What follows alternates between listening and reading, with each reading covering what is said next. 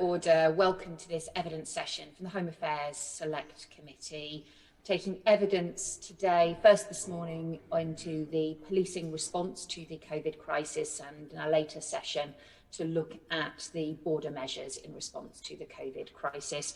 Very grateful to our witnesses for their time this morning. We welcome to our first panel Chief Constable Foulkes from the North Wales Police, Chief Constable John Campbell from the Thames Valley Police, and AC Owen Weatherill from the National Police Chiefs Council, the Commander of Operation Talla. Welcome to all of you, and can I also pass on our thanks from the committee and from Parliament to all of your officers and staff for the work that you are doing at a very difficult time to keep the public safe and to respond to the public health crisis that we are in. We want to begin with the impact of the latest regulations and circumstances on your forces. So going first to Deanna Davison. Thank you very much, Chair, and I'd just like to reiterate your comments and pass on my own thanks to yourselves and to all your officers for the incredible work that you're doing. So my first question is following a sort of statement made by the NPCC's Martin Hewitt on the 7th of January, where he stated that forces are kind of feeling increasingly stretched by the regulations. And I'd just be keen for your reflections on that and whether that's an assessment that you'd agree with. So perhaps if I could come to you, Mr. Campbell, first. Thanks very much, and thanks for your kind comments. We'll make sure that's passed on to our workforce. They do appreciate the support. In terms of the regulations, are you talking about generally the impact of the new lockdown and the general, if you like, attritional impact of coronavirus? Is that the type of thing you're talking about? Particularly that, but I mean, I guess in general, in terms of policing the pandemic right from the get-go. Okay, thanks. So, I mean, I think this lockdown feels different to the first lockdown. I think, in terms of the impact on the force itself, if I talk operationally in terms of policing, in the first lockdown, in effect, society completely locked down in many ways, and so that had a significant impact on our workloads in terms of our core business as police officers, general crime and disorder and incidents that we deal with, significant reductions in that. Now, helpfully, since society has, if you like, gone back to some degree of normality in terms of different exemptions and different rules and regulations about the restrictions, then our normal kind of workload has returned, if that makes sense. So at the moment, for a force like Thames Valley Police, we're down about 6% on crime generally compared to this time last year, and generally about 10% down on the kind of core incidents that we would get. But you'd expect that when you still have the nighttime economy that is in effect shut down, because an awful lot of our work is in and around that. I mean, in terms of the actual enforcement activity, well, we've had various regulations and rules that we've adapted to, and we work hard with the College of Policing, and when we get those new rules and regulations and translating that into operational advice and guidance for the staff. I think with this particular lockdown, I think there is more people out and about. There's more, if you like, reasons to be out and about in terms of society certainly not being normal, but certainly compared to the very first lockdown. Certainly the roads are busy. I think we can all see that, and people are more in work. That certainly was something that didn't happen. So in terms of the kind of like the volumes of work, we now have, if you like, the COVID activity that we're involved with, plus some degree of a return to the kind of levels of activity in terms of crime and incidents that we're dealing with. So that creates a little bit of an impact because it's new work, the COVID enforcement, the regulations, as well as us ourselves having to adapt as an organisation to minimising the impact on our own staff and making sure we're keeping them safe and well, and that when they're interacting with the public, they aren't spreading any form of coronavirus itself. In terms of the regulatory response, we are certainly in a position now where over the last, since Tier 4, Thames Valley Police, the Thames Valley area went into Tier 4, as did many areas in the southeast. And so in terms of our activity around the 4Es, we've certainly seen over the weekend in particular more fixed penalty notices over the last weekend that we had for some time. in terms of our assessment of whether or not people are willfully breaching now, as opposed to the advice and guidance that we would hope for to ensure compliance as the main effort. So it's something really quite different to how it was. Certainly the workforce are feeling under pressure. We have our own issues around transmission and self-isolation because of the nature of the virus, which is greater than they were at some points during the year. But as you say, the workforce, I think in my view, responded magnificently, really, and we'll see how the next few weeks go.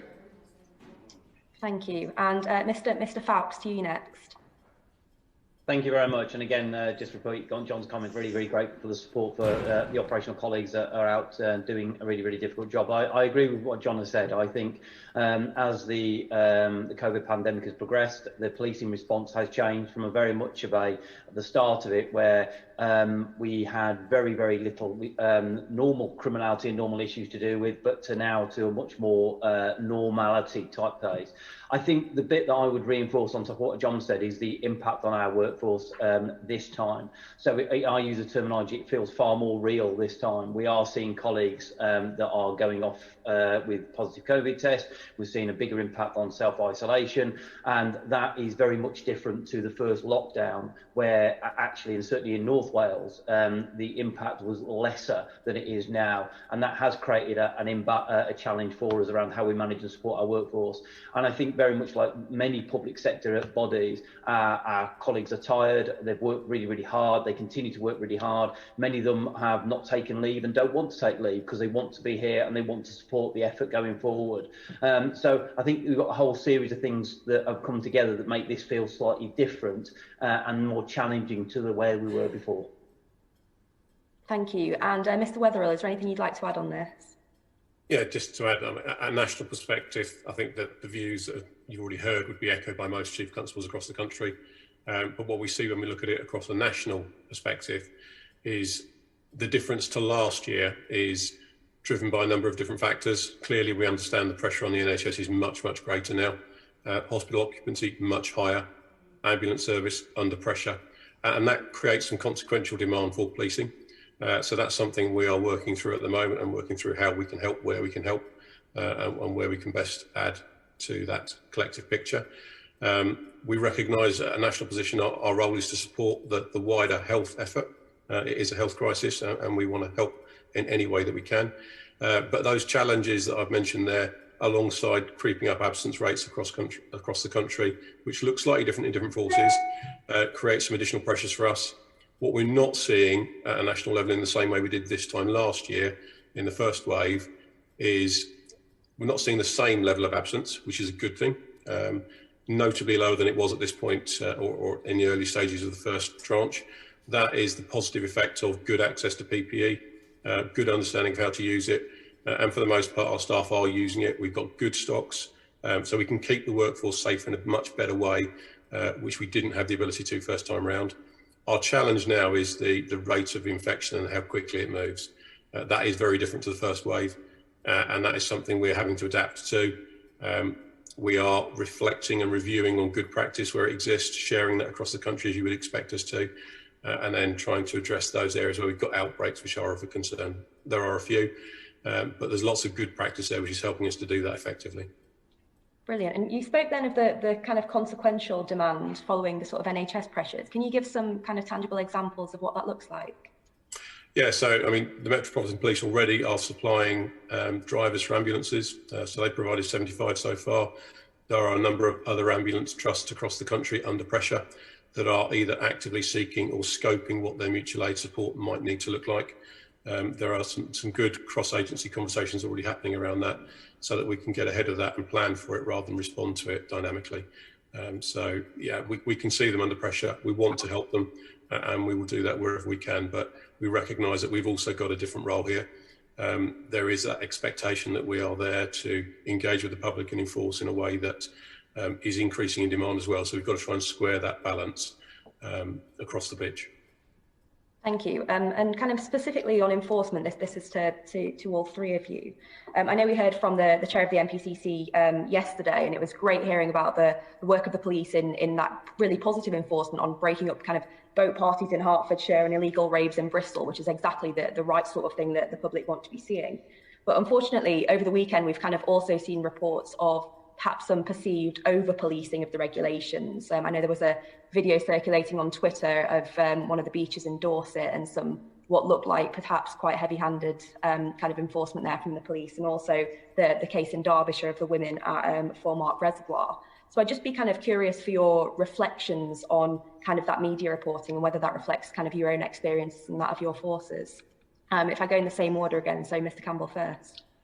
Thanks. I think what we should all remember is that we have thousands and thousands of interactions with the public every single day across the UK. The vast majority of those are very, very positive. And my officers and staff are out there as we speak, engaging and talking with no issues that then percolate to national or local media. I'm sure, certainly my force is no different. We've had over the 9 months or so, isolated examples where the enforcement of an individual officer or staff member or the engagement hasn't been what we would have wanted. Well intended, but not the kind of way that we might have wanted that. And we worked hard as an organisation to make sure we quickly recover from that.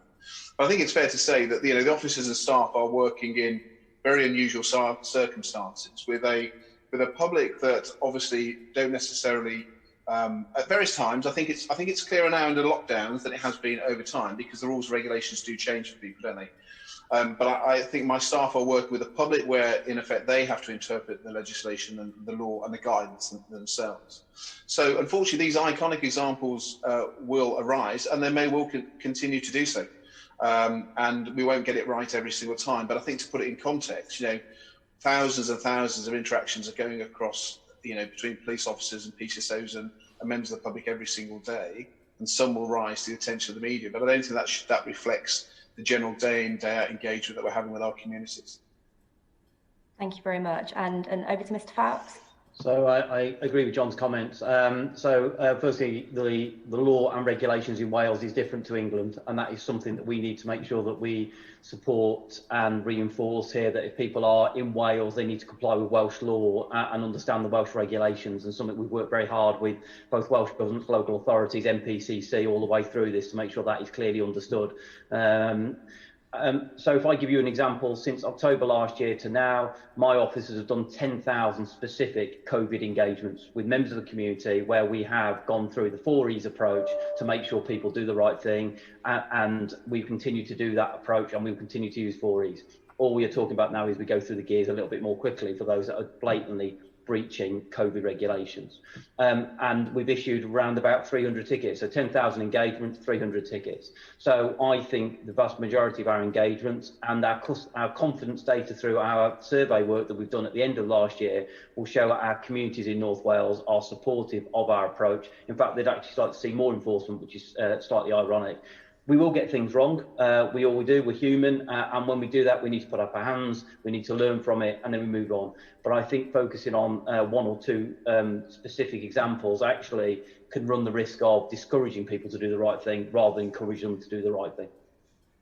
Appreciate that. Thank you. And Mr. Weatherill, finally. Yeah, very similar observations. Yeah, it's inevitable when you are having hundreds of thousands of engagements across the country. There will be some which are less than ideal, and we make mistakes. Everybody makes mistakes. The important thing is we learn from that, and that where we need to address that, we do. So without commenting on individual cases, I think what we've seen already is where there is a review of the situation, action is taken to address that. But the vast majority of the incidents we see are being dealt with in the right way, and we see that through the data that we have. And I think that's reflected as well in the vast volume of those which are not arising in a formal enforcement. Many people can be encouraged to do the right thing. Sometimes that's because they're not aware of it or they just need a prompt, but for the vast majority of our engagements, people are doing what we need them to do. So the hard end of enforcement is the limited end, and we see far fewer of those as a consequence. Thank you. Thank you all. We have a range of different issues we want to now cover in a bit more detail. Just to ask our witnesses, don't all feel the need to answer the same question, or obviously to say anything others that have already said so far, and we can get through as many issues as possible. Adam Holloway.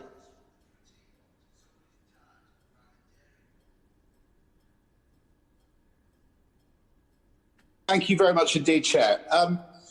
Gentlemen, you've sort of rather alluded to the fact that it does come in very much to the individual officer's judgment, and your officers are different like any other people. How do you kind of articulate the tone that you're trying to get to your officers?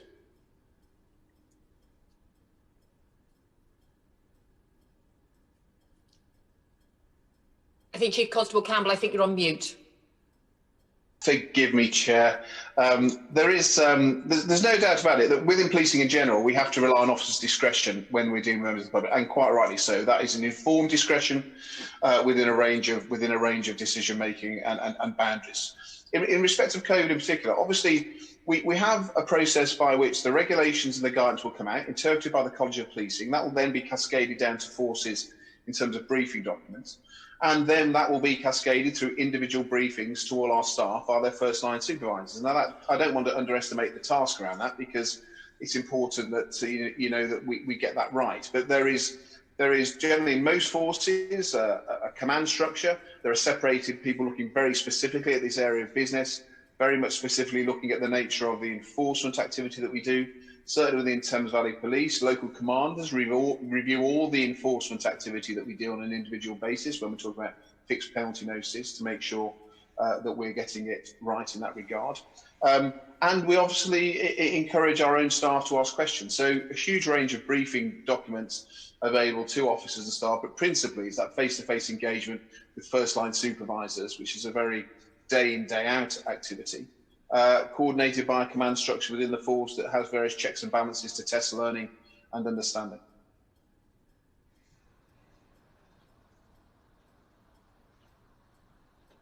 So, but what does that actually mean in practice? I mean, what would the person dealing with a particular relief?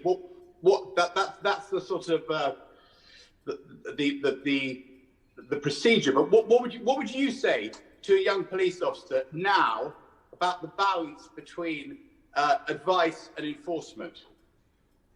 Well, we certainly, I mean, this is a constant thing that we've been reviewing throughout the year. And of course, this is something that hasn't changed too much since we moved into the kind of tier 4 approach. So at the start, certainly, I mean, my estimation and the estimation of the force would be that the vast majority of people were compliant. You had a group of people that were ignorant of the law, particularly, and then you had willful disobedience around it. And we saw plenty of that in the first wave, and we are seeing that throughout.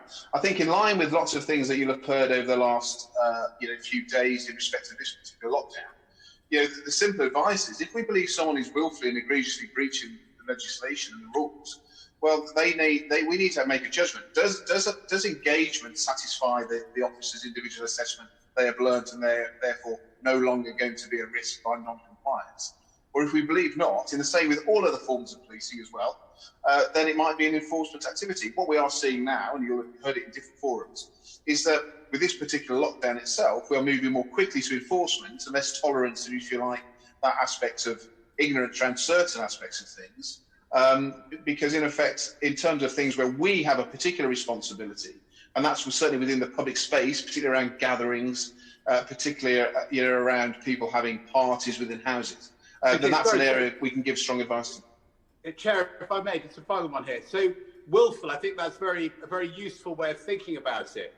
But for example, let's take these two women who were going off for a walk. They were, I presume, if they'd known about the rules, they would have willfully been breaking them.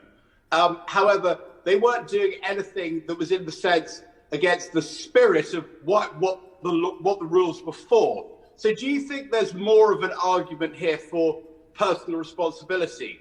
And because there's lots of things you're allowed to do that actually be rather stupid to do because they help spread the virus.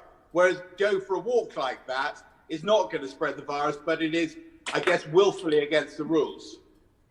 Well, there's obviously a debate, and you'll note that Derbyshire Police have withdrawn their fixed penalty notices, which might suggest that their considered view was that it wasn't a breach of the rules in that regard. But I certainly think, I mean, the real test of whether or not people are the number of fixed penalty notices is not the test of whether or not we're being successful around our approach to the regulations. It's about compliance. And I think everyone has an individual responsibility. Sorry to come in. Sorry, yeah. I get that. What I'm saying really is that I totally support your officers in dealing with breaches of the regulations. I'm just asking you whether you think that people should be applying more personal responsibility, and where your officers see people willfully breaking them, obviously you go in and you go in hard, but when people are exercising a degree of personal responsibility, and yet strictly speaking, the thing is against the rules, what's the balance there? Well, I would say absolutely people need to be demonstrating a high level of personal responsibility in this. People should, I mean, the simple thing from a policing point of view is people shouldn't be responding to the rules because they might get caught by the police. They should be responding to the rules because it's a personal and community responsibility to stop the spread of the virus. We are the enforcement angle that encourages whatever adjectives we want to use around compliance for those that willfully would want to breach. But high levels of personal responsibility are required. And everybody, as we've heard, that is going out from their home address, that is engaging in any form of activity, should be reflecting on their motives for doing that at this particular time. Thank you. Simon Fell. Thank you, Chair. I'd just like to follow up on some of Adam Holloway's points, if that's okay. Since the pandemic started, we've seen considerable amounts of new legislation underpinning lockdown restrictions, but also we've seen a growth in the number of exceptions to the rules to accommodate people. I'm interested in your views as to how you balance those two often conflicting areas. Is this making your role harder? And how are you ensuring that your officers are confident in policing the law given those tensions? Mr. Foulkes, if we go to you perhaps first. Thank you. And obviously I'll be talking from a very Welsh legislation and Welsh regulations, which are even now slightly different to what Johnny's policing is in Thames Valley. So the fundamentals around in Wales is that you should only leave home for work, or you should only leave home from exercise, and you should exercise from home. And you shouldn't be meeting up with anybody else when you're out and about, except for specific areas for protection, etc., etc. So I think in some ways my officers have a relatively simple task in that: why is somebody out? Do they fit one of the criteria? And if they don't, and we have focused on those areas where it has been the most egregious breaches or it's blatant breaches of the regulations. So, for example, at the weekend, we saw a significant amount of people in our national parks. We saw a significant amount of people sledging, all of which were clear breaches of what Welsh Government were trying to achieve through the regulations that have been put in place in Wales. So what we've tried to ensure we do, and it goes back to the briefing comment, is making sure that our officers are aware of what the current legislation is, supported by the College of Policing guidance coming through, and making sure we reiterate that on a regular basis. And then the tone and style we set is where we kind of alter our approach, depending on the level and tier at that moment in time and level of issues that we're actually seeing. Okay. Thank you. And John Campbell, if I come over to you. Yeah, in terms of, I mean, there are some variations in terms of the regulations and law between England and Wales, but in essence a similar approach really. We work hard to make sure our staff understand, and then we set the kind of like the tone depending on prevailing circumstances in terms of our assessment of the degree of level of breaches or otherwise. And we've debated that. There's been plenty of debate over that in the last. In the last few days or so, as we moved into this particular lockdown, so not dissimilar to Carl in North Wales. Thanks. I suspect you have a slightly more challenging environment to work in, because you'll be not just rubbing against the tension between the legislation putting restrictions in and sort of the easements for people with certain conditions and rules around there, but you'll also have different tiers as well. I'm interested in how you balance that conflict, where you may have an almost artificial border where the rules are very different in one place to the next, even though there's perhaps only a street between the two. Sure. Well, we did have that in the Thames Valley. So sorry, at one Mr. stage, I was directing at you. Yeah, forgive me. Yeah, so we did have that in the Thames Valley, very particularly in the tiering system. So we had Slough that moved early into Tier 4, followed by a couple of 2 or 3 weeks later moving into it for the rest of the 3 counties that I police, which is Berkshire, Buckinghamshire, and Oxfordshire. Well, it was really bespoke briefings to those individual officers. So for most of policing, we have geographical officers that are geographically located, who work a particular geographical area, and Slough would have its own boundaries for policing. So in that regard, it doesn't create us too much of an issue for that bespoke advice and guidance.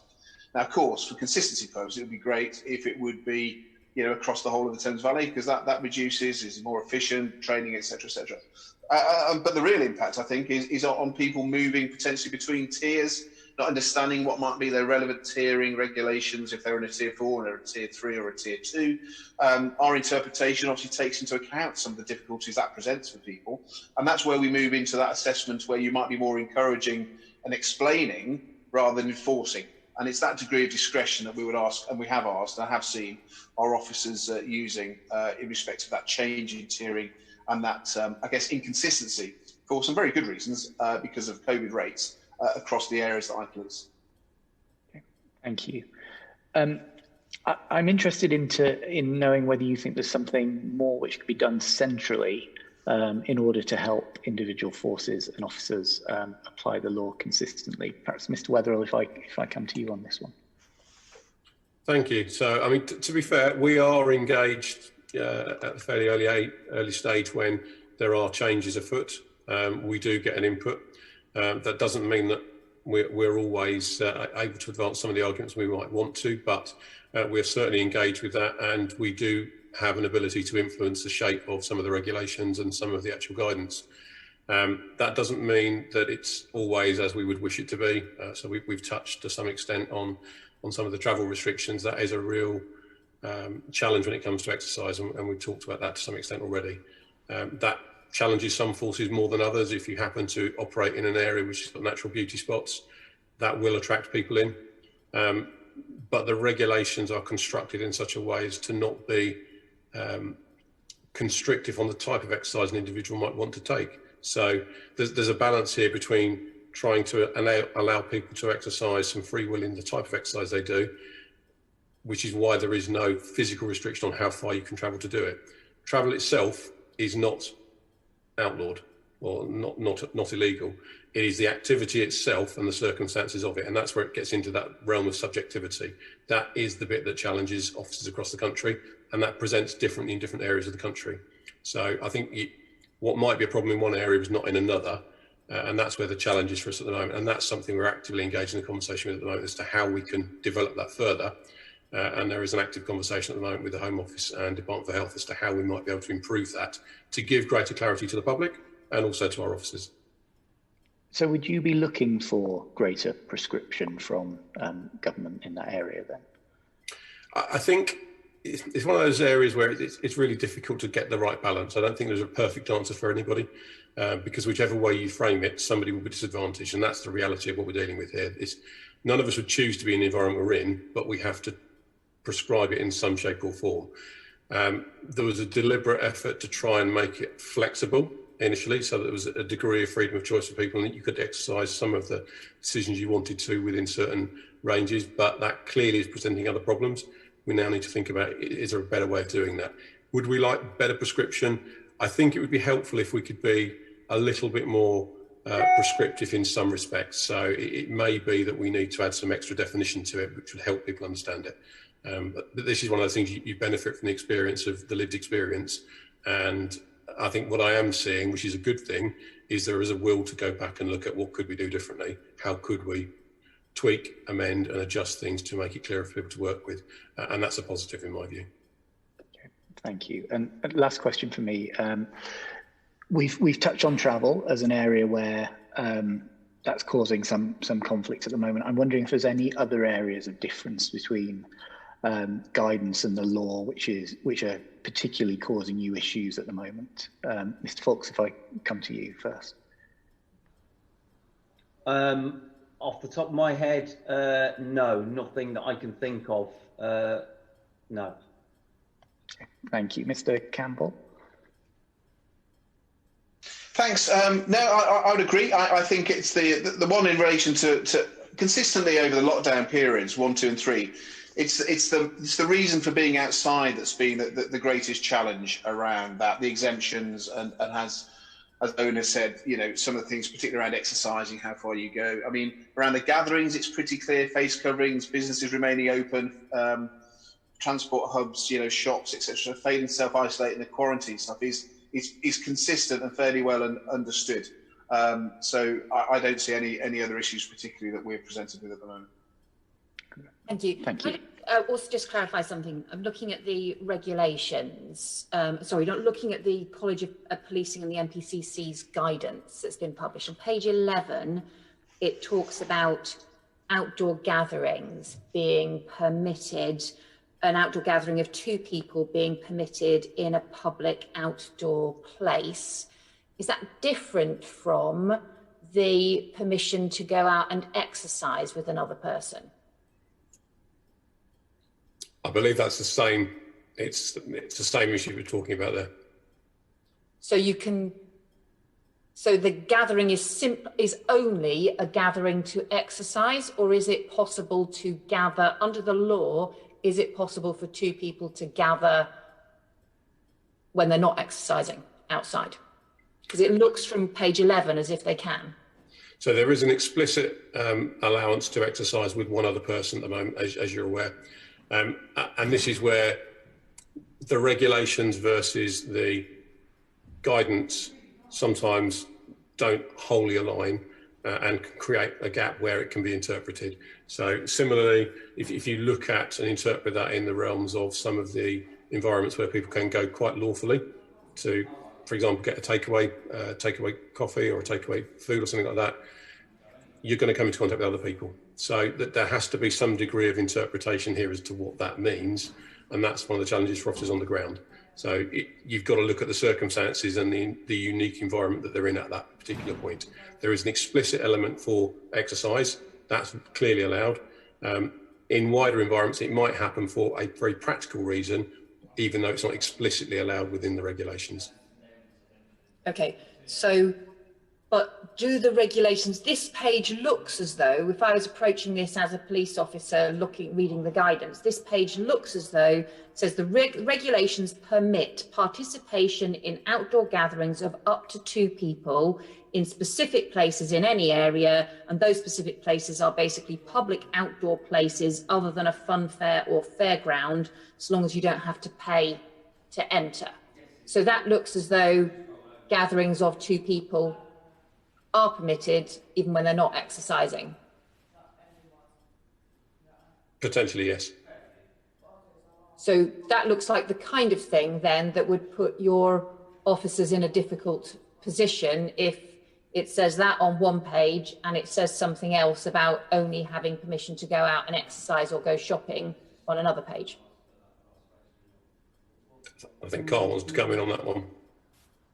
I don't want to confuse the issue any further, but just to be very, very clear, that's not what you can do in Wales. So in Wales, you can't meet somebody else outdoors unless they're part of your bubble, and you can only exercise outdoors with a member of family or a support individual. So it is very, and I know I keep saying it's different in Wales, but making sure that that's very clear.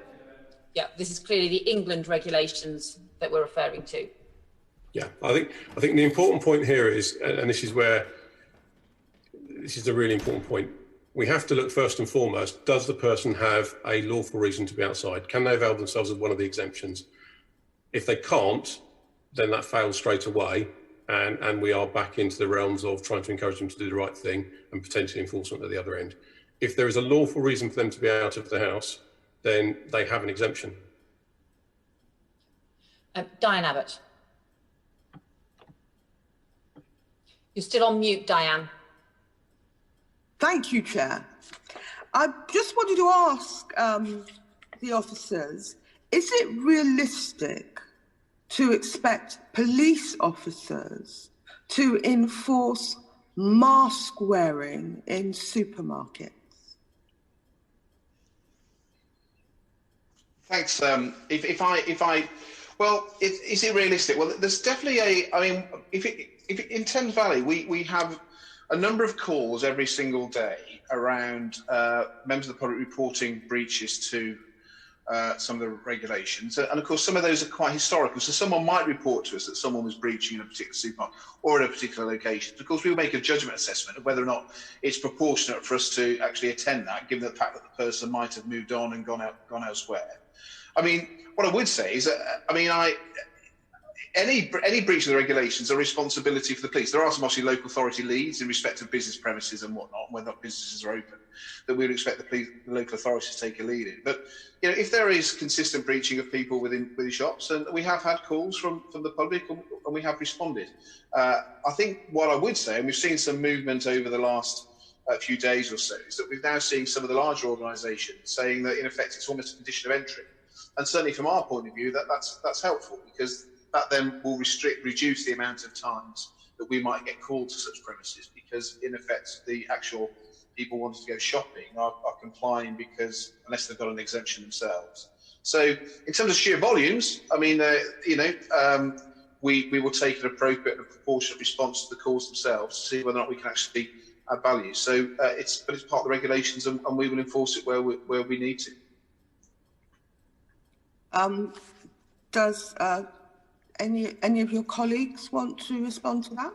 Thank you. So we've been working really hard here with our supermarkets around them supporting us around that conditions of entry, making sure that they do the right thing at the front around those entering supermarkets. But we also recognise we've got a responsibility that if people are abusive to staff, if they are violent towards those that are working in our retail outlets, that we have a fundamental responsibility and a core role that we will support them if they need us. But a whole-scale policing response, from my point of view, around enforcement of face masks in shops, I don't think that is a fundamental role. And with our demand that we're seeing at the moment, I think we would really struggle to do that.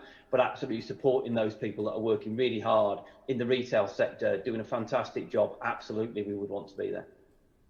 Thank you. Owen, Weatherill?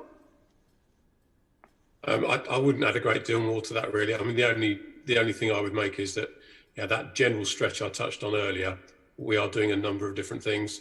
So the collective responsibility of everybody, whether that's an employer, whether that is an entity that runs a business, or whether it's the individual, to try and do whatever they can to encourage compliance. It shouldn't all fall to policing, because clearly if we can nudge people into the right behaviours in the first place, that actually is what we need. What we want at the end of this is compliance. So I think we've all got a role in that. It's not just about policing being there to do this. Thank you very much. I must say, the supermarkets that I visit, when I do go to the supermarket, there's somebody at the entrance, and wearing a mask is a condition of entry. I wanted to ask Carl Foulkes of the North Wales Police something. There have been reports of out-of-area visitors to parts of North Wales. It's the point one of you was making earlier, is where you have a beauty spot, you are going to get more people coming into your area. I understand that under Welsh regulations, where people should start and finish exercise at their home, coming from out of area like that is not permitted. What is the North Wales Police doing to discourage people coming in from outside to your beauty spot? So thank you for the question. It has been a challenge for us from the very start of the pandemic. We live in a lovely part of the world and we welcome visitors in normal times, but now is not something where we would want to welcome those visitors. And we saw this at the very start with people visiting holiday parks, beauty spots, etc. And we've worked very closely with National Park Wardens, our local authority area, of all playing our part in actually discouraging those people coming, clear messages around why it's not appropriate, and actually at the moment is illegal under Welsh regulations to be doing so. and then enforcing those areas. So for example, last weekend when we saw the snow, we did have people coming to Snowdonia, we have people over Mont Vamai and our other areas, and my officers were out in force with local authority staff, with enforcement officers, with park wardens to both use the 4Es but also enforce. So our level of enforcement over the Wend was significantly higher than we've had it recently, because we did have people both from in Wales and actually outside Wales travelling into those areas. What we've had to also do, though, is to make sure we magnify our message. So we've worked with GMP, with Cheshire Constabulary, with other forces to make sure that the message around Welsh regulations and understanding those laws are very clear to those that consider travelling here, and make sure people realise that if you're coming to Wales or you live in Wales, you need to comply by Welsh law.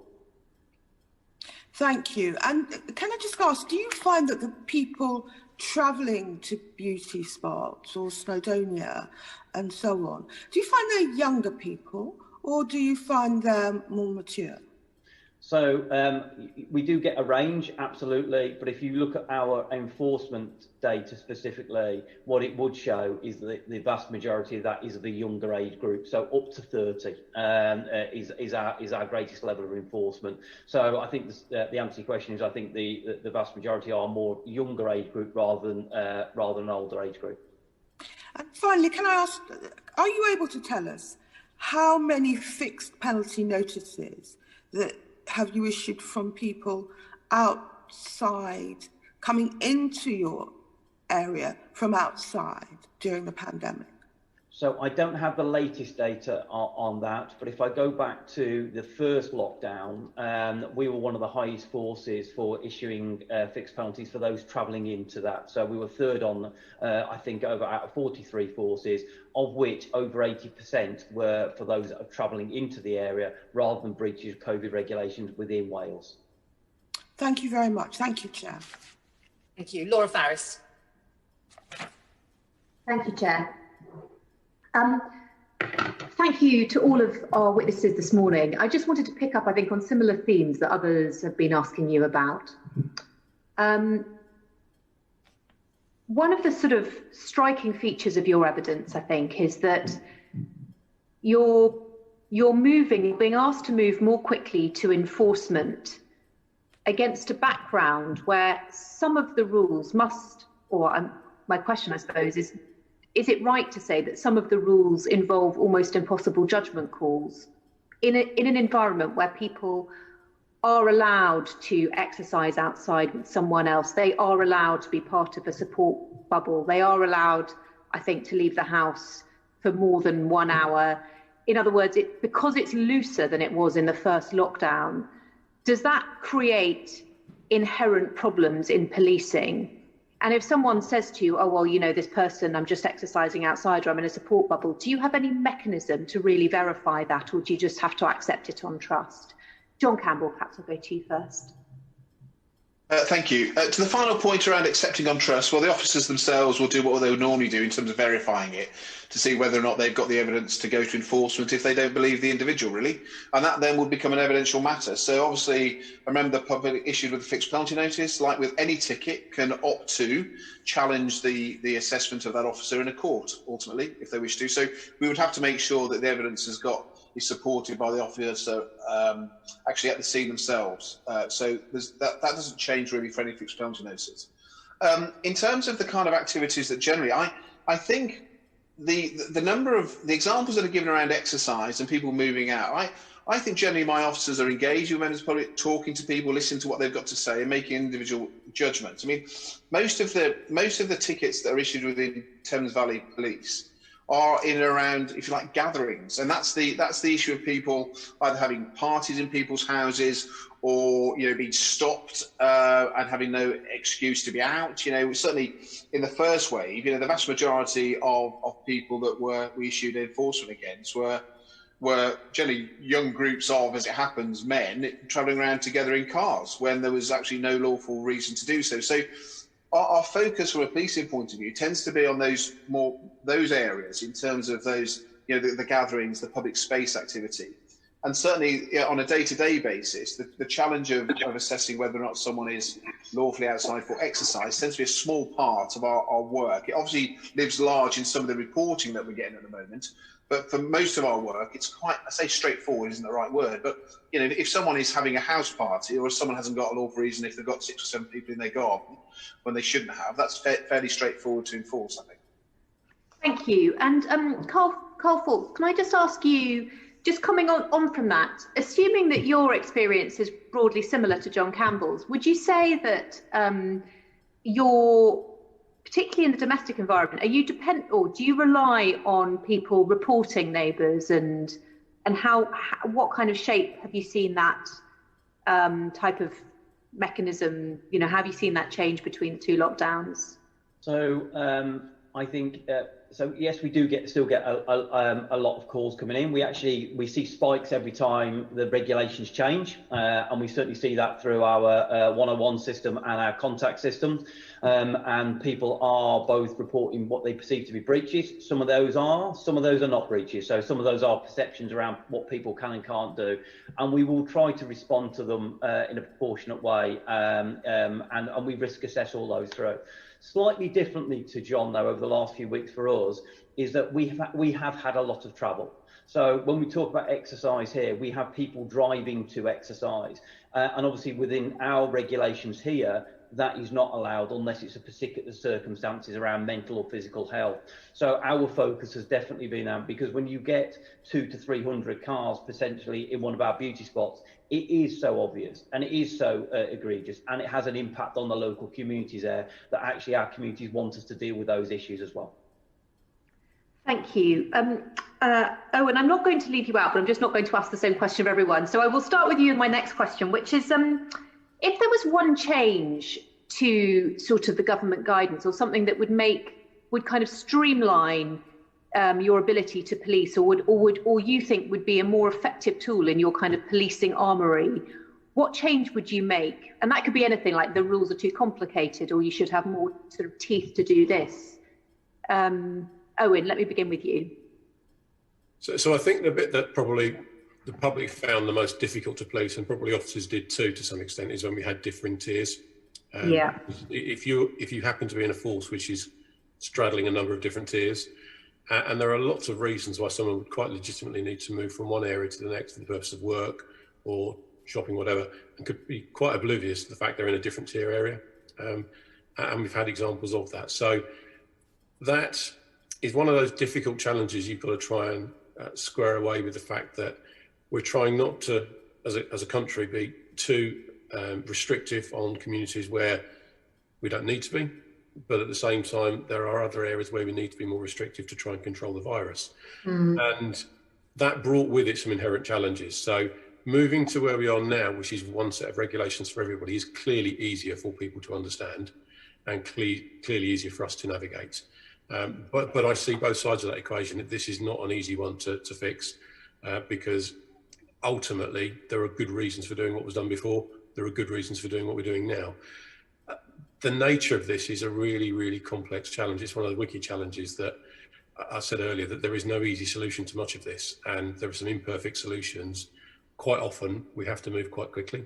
Quite often that means that what we come up with as a solution is not perhaps as rounded and refined as we'd like. Ordinarily, we would take months, if not years, to design laws and regulations. We're not in that kind of environment. We don't have that time on our side. So I think it's really easy to look with hindsight and say, if only we'd done that. But I think that the pace we're having to move makes that incredibly difficult sometimes. So is there one thing that would make things easier? I don't think it's quite that simple, because the other big challenge we've got at the moment is we're talking about really, really challenging issues for a whole host of different sectors here. Let's not forget that we're trying to keep the economy alive as well, keep people in their jobs. And that's a really difficult issue to try and manage in the round against the restrictions we might want to make as a country around health. So I don't envy some of the decision making that has to be made at times. And I think it would be quite simplistic for me to say, if only we could do that. I don't think it's that simple, if I'm honest. The best that we can try and do at a national level is respond to that as quickly as we can, give the best clarity that we can, which is what we try to do for our officers. Thank you. Mr. Campbell, Mr. Foulkes, would you have anything that you would sort of add to that? Would there be, is there sort of one thing that you discuss with your teams?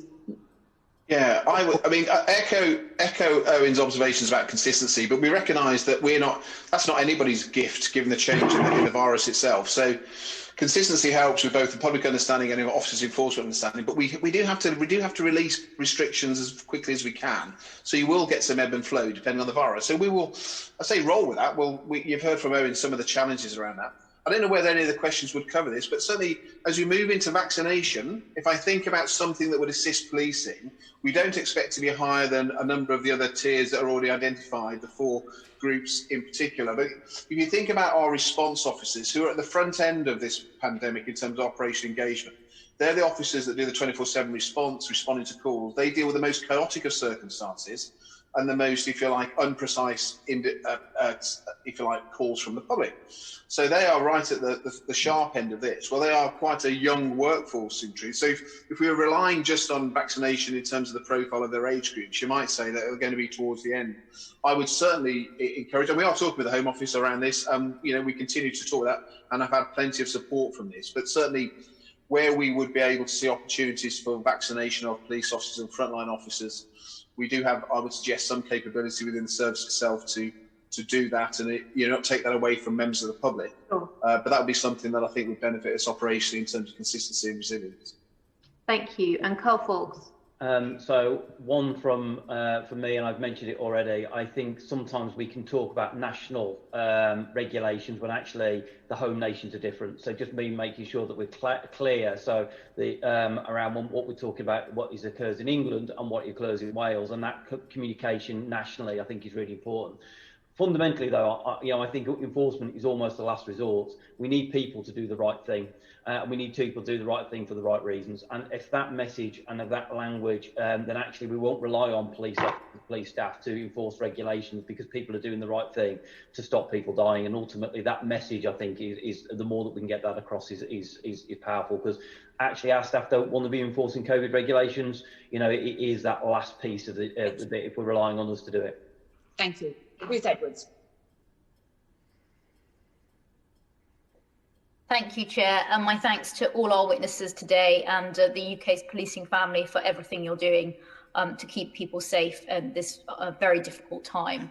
I wanted to ask some questions around domestic abuse and what you're seeing in that area.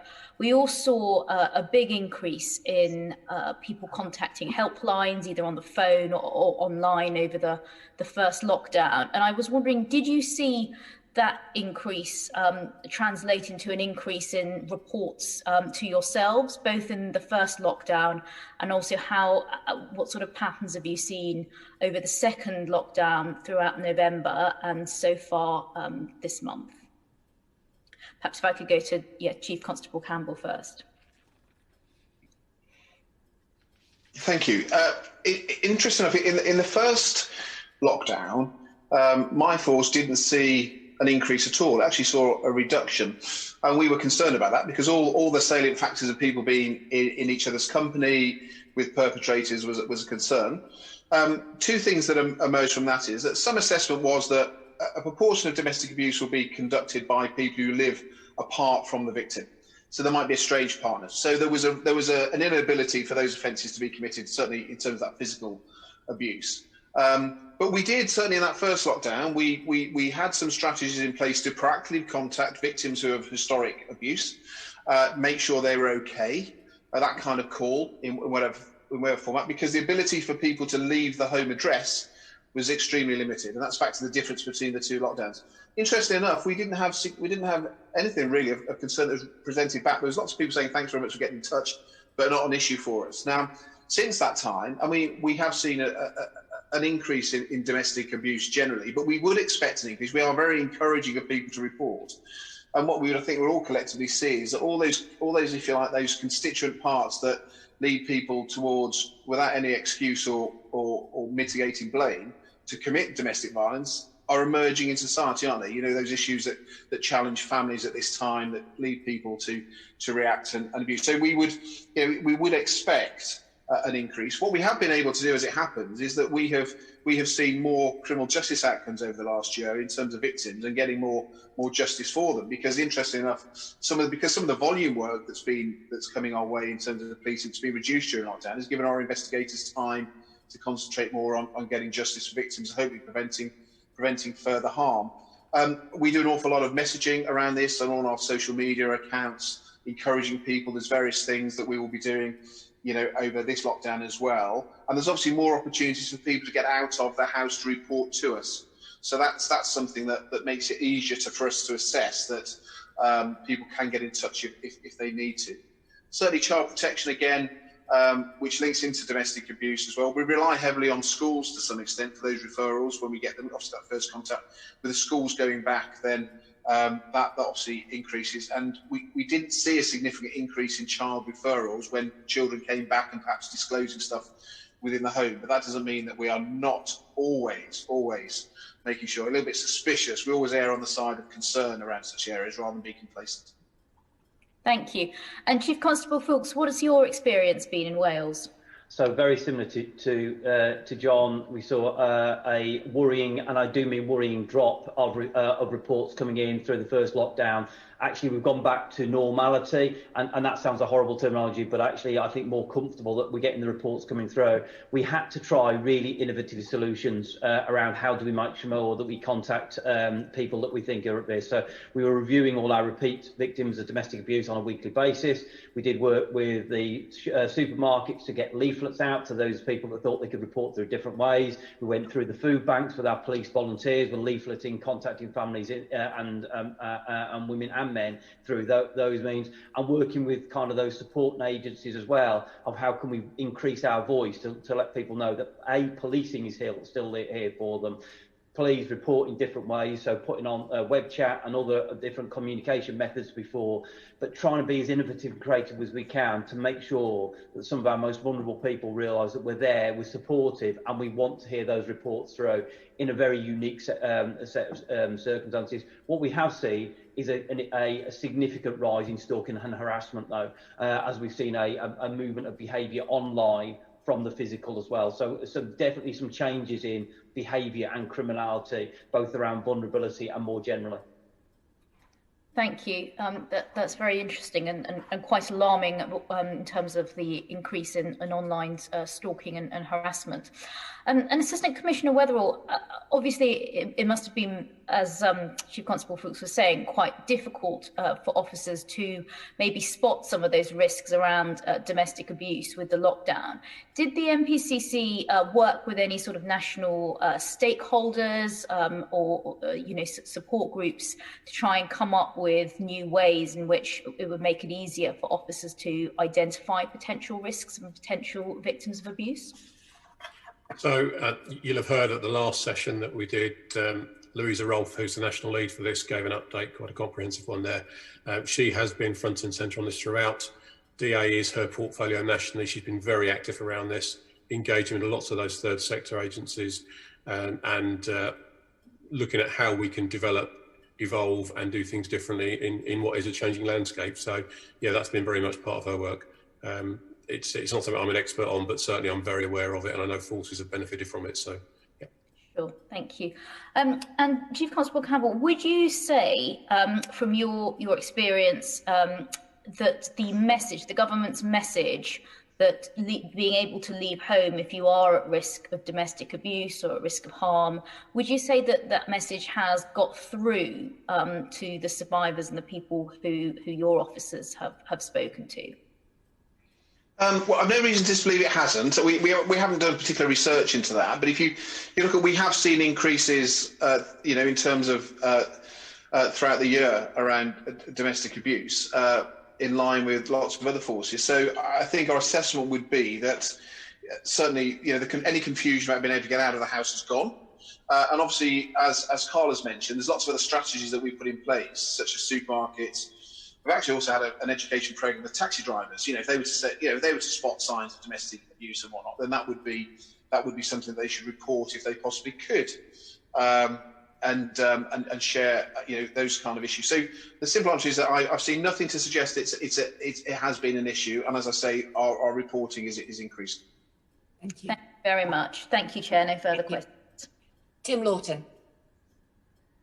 Thank you, Chair. Can I empathise with all our police officers? I'm sure other colleagues like me have been inundated with constituents complaining why are police not turning up when there are lots of people out for their walks on Worthing Beach, and then there are lots of people complaining why are the police turning up when all we're trying to do is have a walk on Worthing Beach. So you're damned if you do, damned if you don't. Anyway, can I turn to international travel rather than just outdoor travel? And I just want to understand the role of the police alongside border and immigration forces in monitoring people who have come into the UK and come in from countries requiring restrictions on their travel, and how much of your work has been taken up with that, exactly what is expected of you, and how difficult it is actually to get the information for what is required of certain people for quarantining and things like that as well. Chief Constable Campbell, shall I come to you first? Thanks.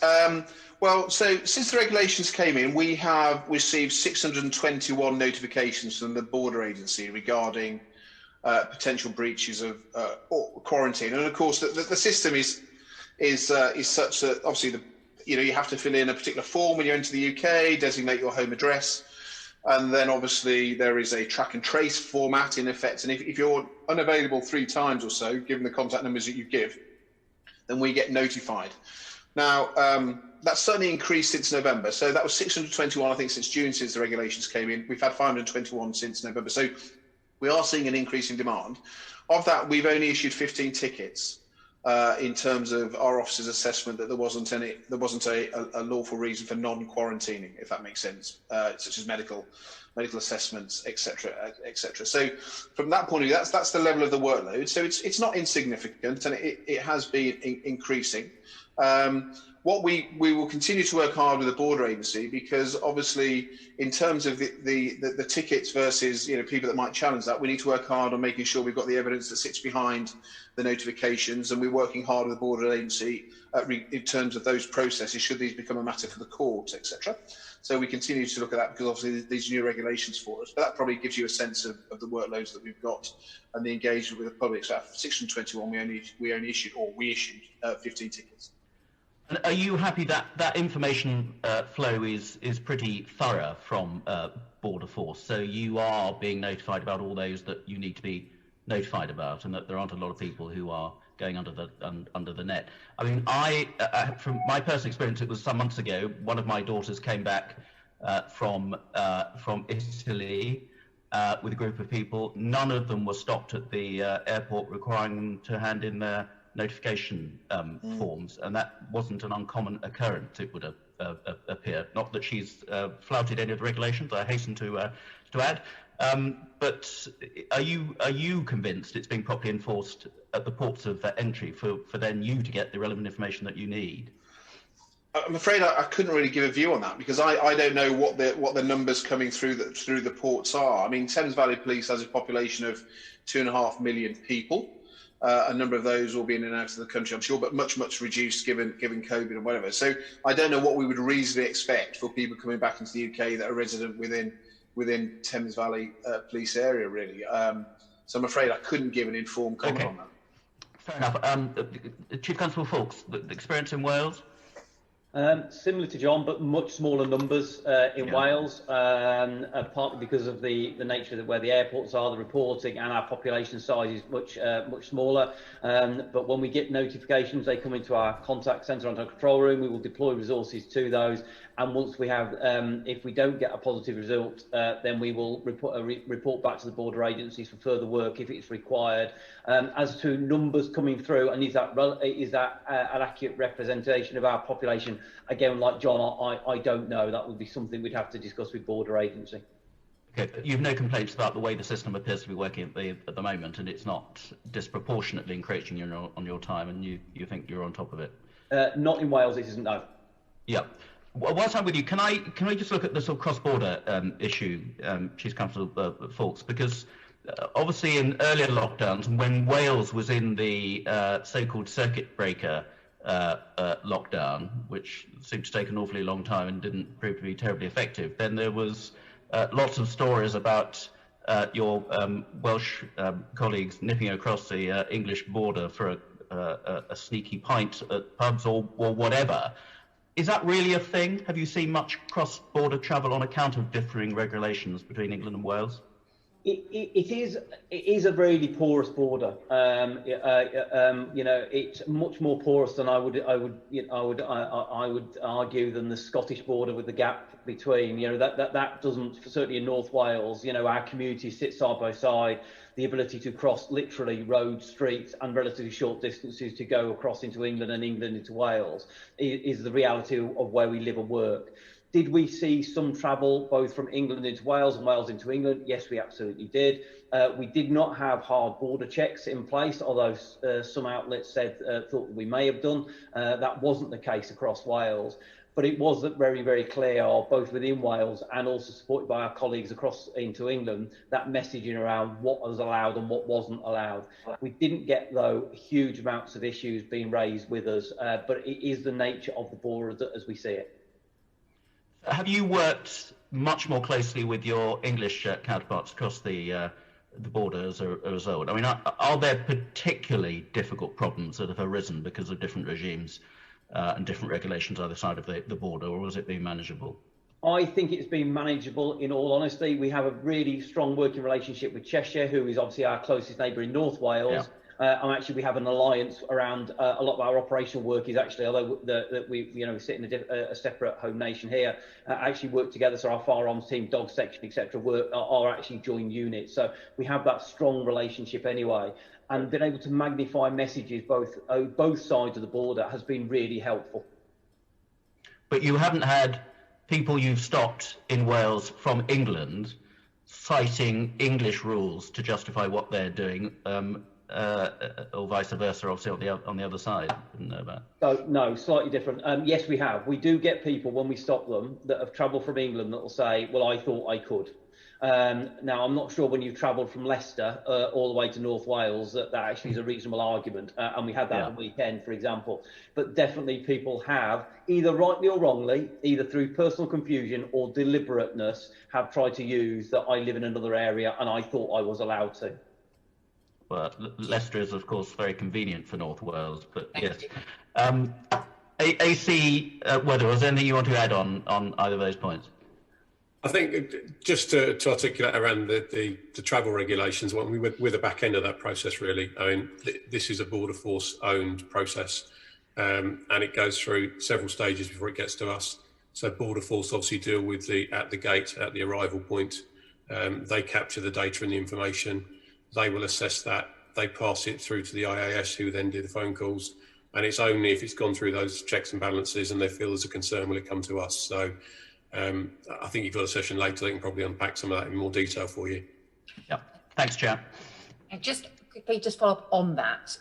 John Campbell, you referred to having 621 cases since the start and 521 since November. Do you know what the reason is for that big increase at a time when travel seemed to be slightly declining again? No particular reason for that, or I've no particular knowledge of a reason. Obviously, I think it probably takes time for processes to kick in. I would suggest maybe. Okay, and in terms of those, say the 521 that you've had since November, have the police then contacted every single one of those cases? Yes. So in effect, we will get every single one. So we will attend those addresses. That's where the resource implications comes in, and then we've got no power of entry in respect of these legislation, as you might expect, but we will then make inquiries and then feed back into the UK Border Agency in terms of our findings. Then obviously if officers are interacting with members of the public as per the 15 tickets and see there is a breach that they're happy evidentially is appropriate, then that's when the enforcement will come in. But in effect, they will report back. All right. So if there are 15 cases, you could tell there was a breach happening and you've issued a ticket. In the remainder, do you know how many of those there was just nobody in at all? I don't have that details now, but of course we would also, as well, for some of that, be looking at the salient circumstances for why there might not have been non-compliance with the tracing, if you like. Not answering a phone, withheld numbers, all that kind of stuff that we go in. So that's where but I don't have that particular information. And if, let's suppose, there was nobody in at all, in those circumstances, would you then pursue further enforcement action, or would you just refer it back to the border force? And if the border force decided, well, we've got somebody who doesn't seem to be in, doesn't seem to be complying and so on, would they then get back in touch with you, or would they? As far as I know, yeah, we will obviously have we will do a limited assessment, because obviously we will attend, we're not going to keep on going back over days and days and weeks. So we'll refer that back into the border agency for further work and further consideration, really. But do they then get back in touch with you? Well, I would imagine, yeah. I'll have to check on the actual process. I can't imagine that they wouldn't if we believe there's a breach, because clearly we would want to track that, chase that down as a breach. Right. Stuart McDonald. Thanks, Chair, and thanks to our witnesses. A couple of quick questions. First of all, this committee has previously condemned the unacceptable level of assaults and abuse against police officers in relation to COVID, including things like spitting and coughing on officers. I just wanted to know, given that we're now in a second wave and there are tight restrictions again, are we seeing an increased level of that sort of behaviour, or where are we with that? And secondly, what more can we do to protect or support officers that face that sort of behaviour, and do you have the necessary powers to prosecute people who are committing these offences? Maybe start with Carol Foulkes. So thank you for the question, the support around assaults on emergency service staff, stroke our officers, is very, very welcome. So if I look this year, my overall assaults on my PCSOs and my police officers is remained stable from 2020, 2019. What we have though seen is 84 incidents where they have been spat at or coughed at whilst in the line of duty. And I think whilst being coughed at and spat at in 2019 was really horrible and very unpleasant, being spat at and coughed at in 2020 in the pandemic and COVID ratcheted everything up significantly around that behaviour. And we have received support through CPS, the court service, to make sure that those individuals, when they continue with that kind of behaviour, are given a much harsher sentence around that behaviour. And I'm really supportive of that before, and we've supported our officers through that process. So we do have the relevant protective equipment, as Owen has talked about, but policing is a dynamic environment. So, that our officers and PCSOs are dealing with things that are very different. You can't put restrictions and control measures in place for all those. So the more that we can do to protect them, absolutely. And the more that we can make sure that if they are subject to that behaviour, that the well-being and wraparound support from the organisation is there, but actually the support through the criminal justice service to make sure that those behaviours are challenged is absolutely where we need to be. Thanks. Is there anything that John Campbell or Owen Weatherill wants to add to that? John Campbell. Thanks.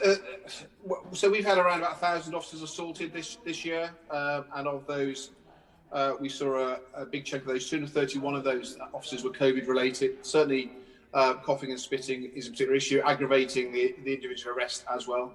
Like Carl, being very pleased with the support that we've had from the criminal justice process, and certainly, all the understanding I have is that where officers have been assaulted, particularly around COVID, that those members of the public have been receiving custodial sentences for those police assaults. So definitely an issue for our staff. PPE is as good as it can be, but we've seen an increase in COVID related certainly. Okay. Could I also ask a second question of you both just briefly?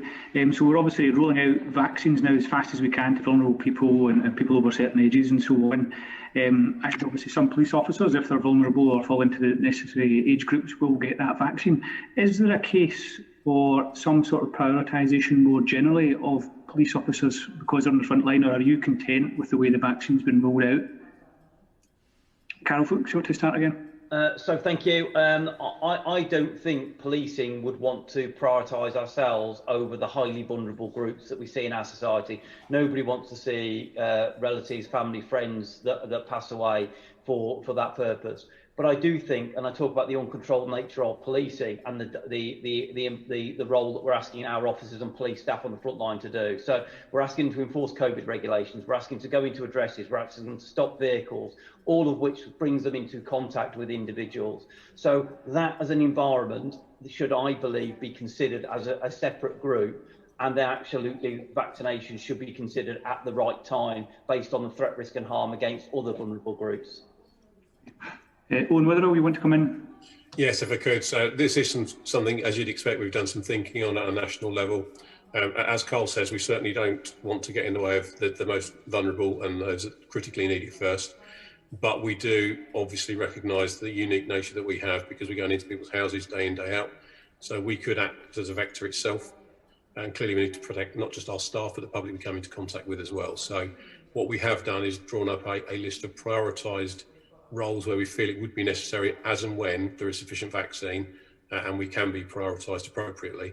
And that's really to protect the front line and to make sure that they can then protect the public they come into contact with. So that is advanced work. We've discussed it with government. There is a clear understanding of why that would be beneficial. And just to add to that, where we are now stepping into some of those more health-focused roles, like ambulance drivers, for example, the staff that are doing that are receiving the vaccine. So there, I hope you can see there is some logic around why and where we would prioritise it and for who. Okay, that's helpful. Thank you.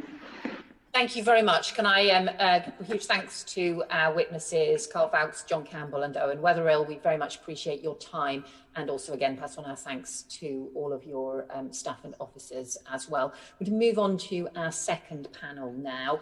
We welcome Lucy Moreton from the Immigration Services Union, Professor John Edmunds and Professor Annelies Wilder-Smith from the London School of Hygiene and Tropical Medicine. We want to focus now on some of the border arrangements that are operating.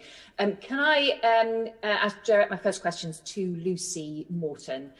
Welcome to you. And again, thanks to your members for the work that I know they are doing to deal with the COVID crisis at the borders at the moment. Could you possibly describe to us what your members currently do, or the checks that they currently report making on the passenger locator forms, and how frequent those checks are and how detailed those checks are? Thank you. Let me just start by apologising. My internet connection is a little unstable, so I'm hoping that I can manage to hang on.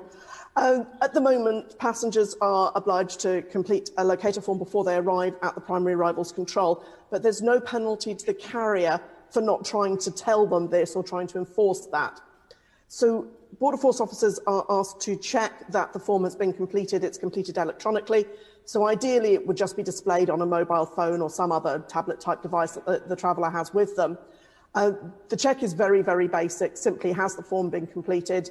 Is the information contained in it vaguely plausible? So unless it's manifestly unreliable, we accept the data that's put there at face value. We have no way of knowing.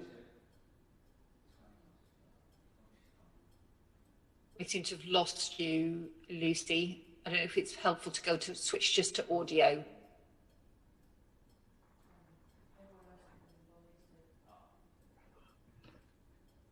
Pause again, see if...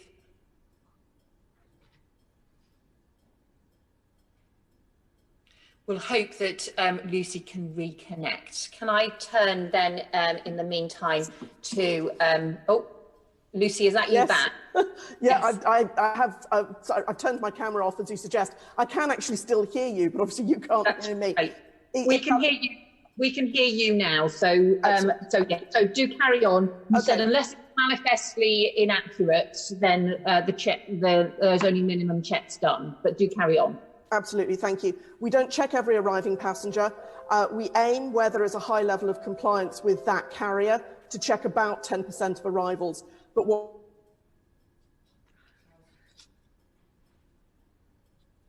I think we've lost you again. But checking 10% of arrivals doesn't sound very much.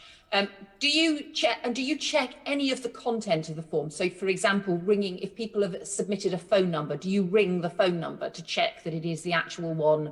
Or, sorry, do your members ring the phone number to check that it is the actual one that people have?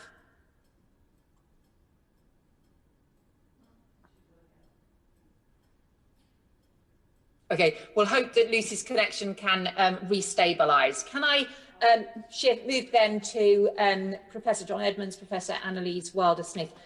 Just in the brief information that we have even from Lucy so far about the very limited checks that are being done, first of all, in terms of the passenger locator form, if only 10% are being checked, and for a lot of those people who are then going on to the tube or the train across the country in order to get back home. How effective do you think those passenger locator forms are at controlling the spread of COVID? They are very limited, unfortunately. There simply is not the facility in the border to make any checks on the veracity of what's there. And I was quite concerned to hear from your earlier panel that the police refer matters back, or they believe that they refer matters back to Border Force. Border Force have no in-country enforcement.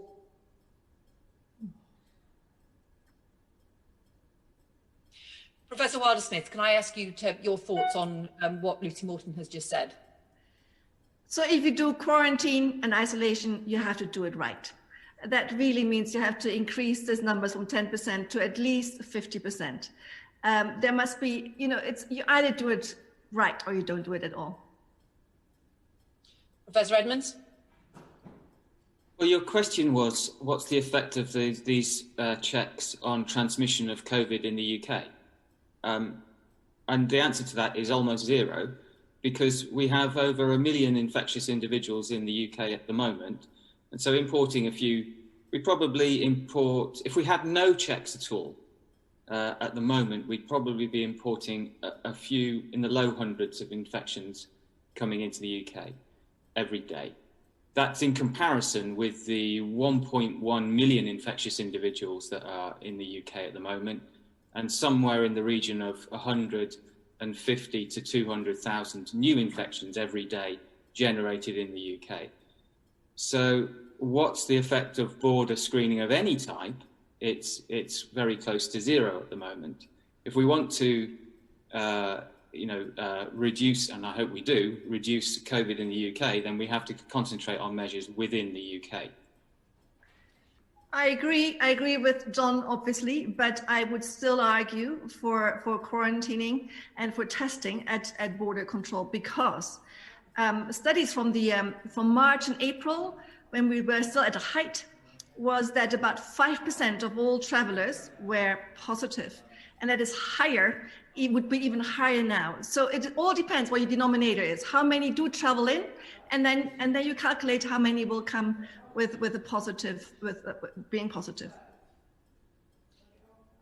And how far does the arrival of new variants change that? So we have a report of a South Africa variant, we have a report of the Brazil variant being identified in Japan.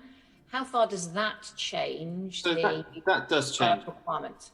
So what you're going to think about is this, okay? If the variants are roughly equally as infectious as the ones that we have here in the UK, and if there's cross immunity between the new variant, so if you're immune against the old strain, you would be immune against the new strain, then there is nothing to worry about new strains coming in effectively, because we have plenty of cases right here, right now to worry about, and that's by far the bigger problem.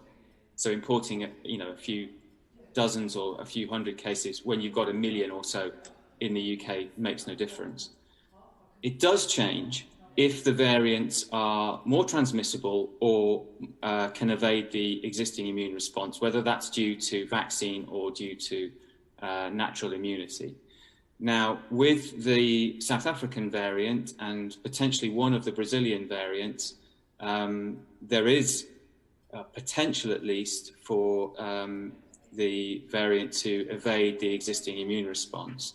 And so we, of course, don't want that variant here in this country. And so travel restrictions become more important under those circumstances. So faced with those potential variants or the emergence of another new variant and so on, and particularly if we had any evidence of a variant that was likely to undermine the success of the vaccine programme, should we be treating that in the same way that we should have treated the first arrival of COVID right back at the very beginning? So the travel restrictions and quarantining and so on, those sorts of restrictions would slow the arrival of, if they are effective, then they're going to slow the arrival of those cases coming into the country. But as Annelies quite rightly said, unless your quarantine, your quarantining is much more effective than what it has been in the past, it's not going to slow it by very much. And so, yes, it would be better to have, more effective quarantining. I mean, we don't really know. We don't really follow people up at all who are quarantined, so that they're asked to go and stay at home for 2 weeks, but nobody follows them up and sees whether they really do. And so it's a sort of almost a voluntary thing. And no, it's not a voluntary thing, but you're leaving it to people's goodwill to comply with it, because nobody checks. Professor Wilder-Smith. So we will have, a virus evolution, and every other week now that we look more carefully, we'll see another virus strain. The problem is the lag time between the arrival or the detection of a new strain and really knowing whether it is associated with an increased risk of transmission or increased risk of more severe disease. So there's a scientific lag time where we need to answer those questions. But the policymakers like you have to react before you have those answers. So I would we need travel restrictions, and then lift them again when we know that they are that the new strain is maybe not as bad as we thought. The problem is we don't want to go strict and then lose, stricter and lose again. So we have to have a little bit of a more systematic approach. And to me, and that's why I still believe in the border measures. Stuart MacDonald. Thank you, Chair, and thanks to our witnesses. If I could start with Professor Edmunds. So you've said basically that the current border rules have almost zero impact. I'm guessing you're not saying we should just give up. Are you advocating for tougher restrictions, or what is it you would do instead? I'm saying that they have zero impact on transmission in the UK, because we've got so much infection in the UK that stopping a few coming in doesn't make any difference. So that's what you need to understand.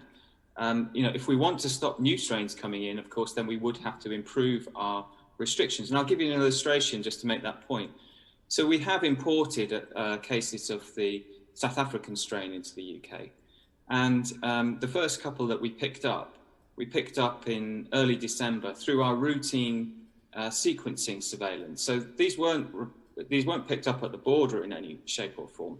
They were picked up because they had a test, they had symptoms, they had a test, and we happened to sequence it. Now, we sequence about 5% of the cases that come in, that we get. But of course, we don't, not every case gets reported. So we probably report about a third of all our cases get tested in the first place, and about 5% of them are sequenced. So if you find a positive case through that routine surveillance, then you've probably got something in the region of 60 or 70 cases already about 30 cases already. Now, we had 2 positive cases that we found in early December, which meant that we probably had in the region of 60 or 70 cases already in the country that we hadn't picked up. So although we put in then additional border restrictions later in December, again, to try and prevent the South African strain from arriving, we probably already had many dozens, if not low hundreds, of infected of cases imported in from South Africa already from that strain. And so, what's the additional effect of now? You're closing the stable door after the horse is already bolted. Sure, but what are the implications for us then? Are you saying that we don't need to worry about, or rather we don't need to worry about, this should not be a focus until transmission levels within the UK are brought down to a much lower level? Yes, once if we get infection down to a much lower level, then border restrictions become much more important. And so, you know, if you think about our epidemiology in the UK, the only time when border restrictions really started to become significantly, play a significant role would probably be in the summer, when we brought in cases down. And then the fraction of cases that we were importing was a relatively high fraction of the total numbers of cases that we were having in the UK at the time. Since, and the other thing you have to remember as well is what regime, what sort of epidemiological regime are you bringing cases into? So if the reproduction number in the population as a whole is above 1, then an imported case can obviously spread.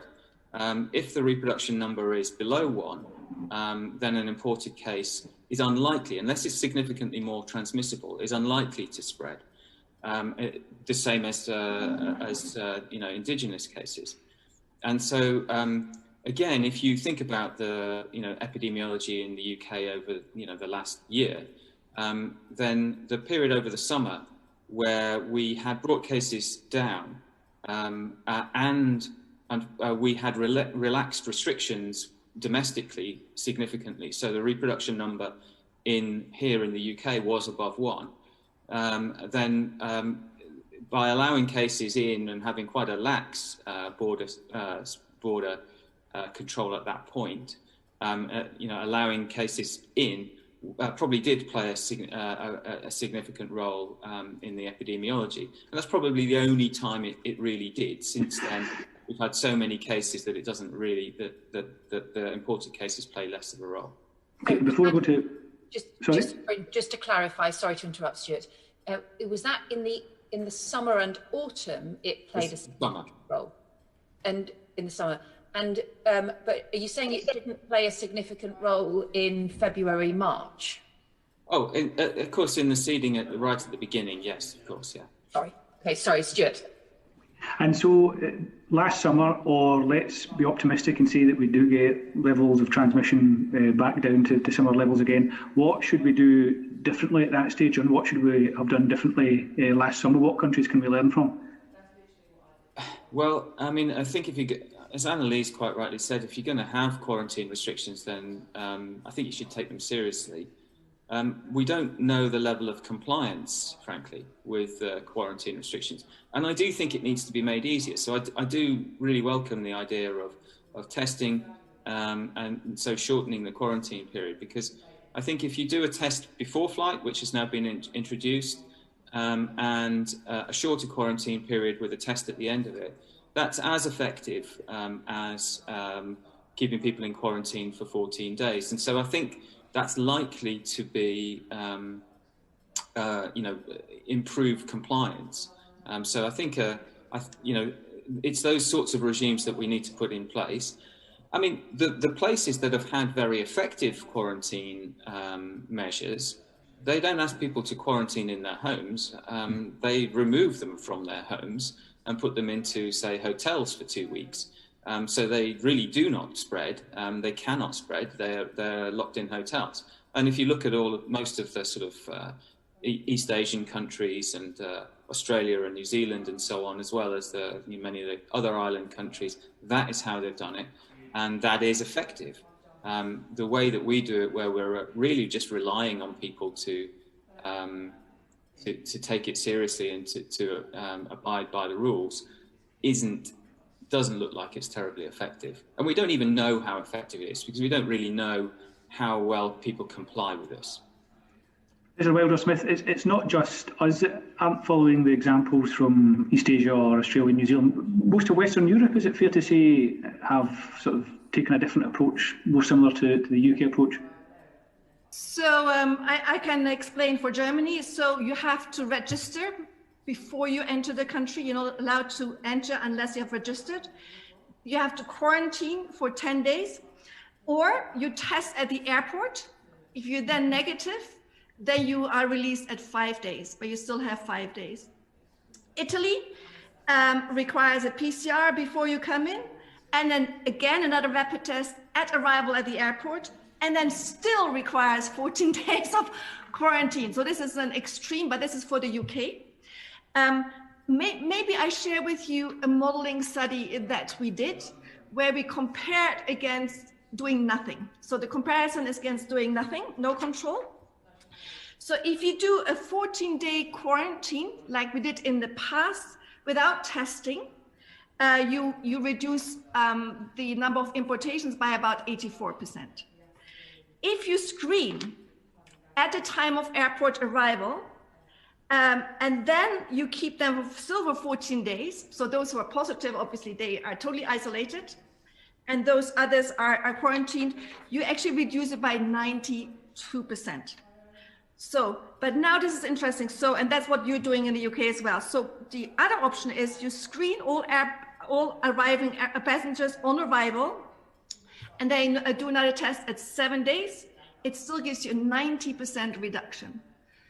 So we can, I think we can all, support moving from 14 days to 10 days, as we've had without testing.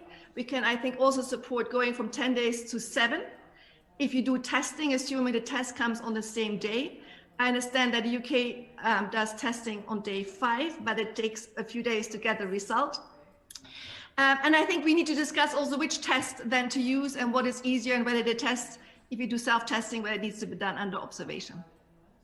Thank you. And then just a final question on a slightly different matter. So obviously vaccines now been rolled out across different countries as fast as we can. How will that interplay with decisions about when governments can start to relax travel restrictions? And will rules around travel take into account whether or not a person has had a vaccine? Thinking about our experience of using yellow fever vaccine certificates, for example. I'll start with you, Professor Wilder-Smith. Yes, so this is a hot topic currently being discussed. In fact, I'm having a meeting at WHO on exactly this topic later this afternoon. So in the current time, at the present moment, without equal access for everyone to the vaccine, we cannot ask for a vaccine requirement, obviously, in the moment. As obviously the vaccine coverage will increase and there is access for everyone to the vaccine, which we currently don't have, I think in the future it will play a role. Whether it will become a requirement, that's a legal issue that we may not, that we have not yet decided, but I think there's a lot of thinking towards a requirement in the future. And I'm talking literally 2022. Or later, because until then we won't have equitable access to the vaccine. I know that Israel, who is very successful, they've already covered 70% of their vulnerable population with vaccination, and in total 20% of their population. They give cards, and they're using these cards now to allow to go to cinema or going on the airplane. This is different to a global WHO recommendation that would say you can't do this until you have equitable access. And there's one component of knowledge that is still missing. We still do not fully understand, or we lack data, let's put it like this. We lack data whether the vaccine that we currently have really also reduces transmission. Until we do not have those data, I think we should not talk about asking for vaccines prior to boarding. Okay, thank you. Professor Edmunds, anything to add on that? I'm just wondering, I mean, if people are looking forward to being able to travel again, the sort of logic of what you were saying earlier is that actually as transmission levels in the UK go down, folk might begin to think, well, maybe international travel is going to be possible, but in actual fact, that's probably a time where you're going to be pretty tight and restrictive in international travel because that's where the greatest risk happens. Yeah, I mean, I would love it if we could get the infection levels here in the UK down to such a level where importations from abroad become a problem, because we are such a long way away from that.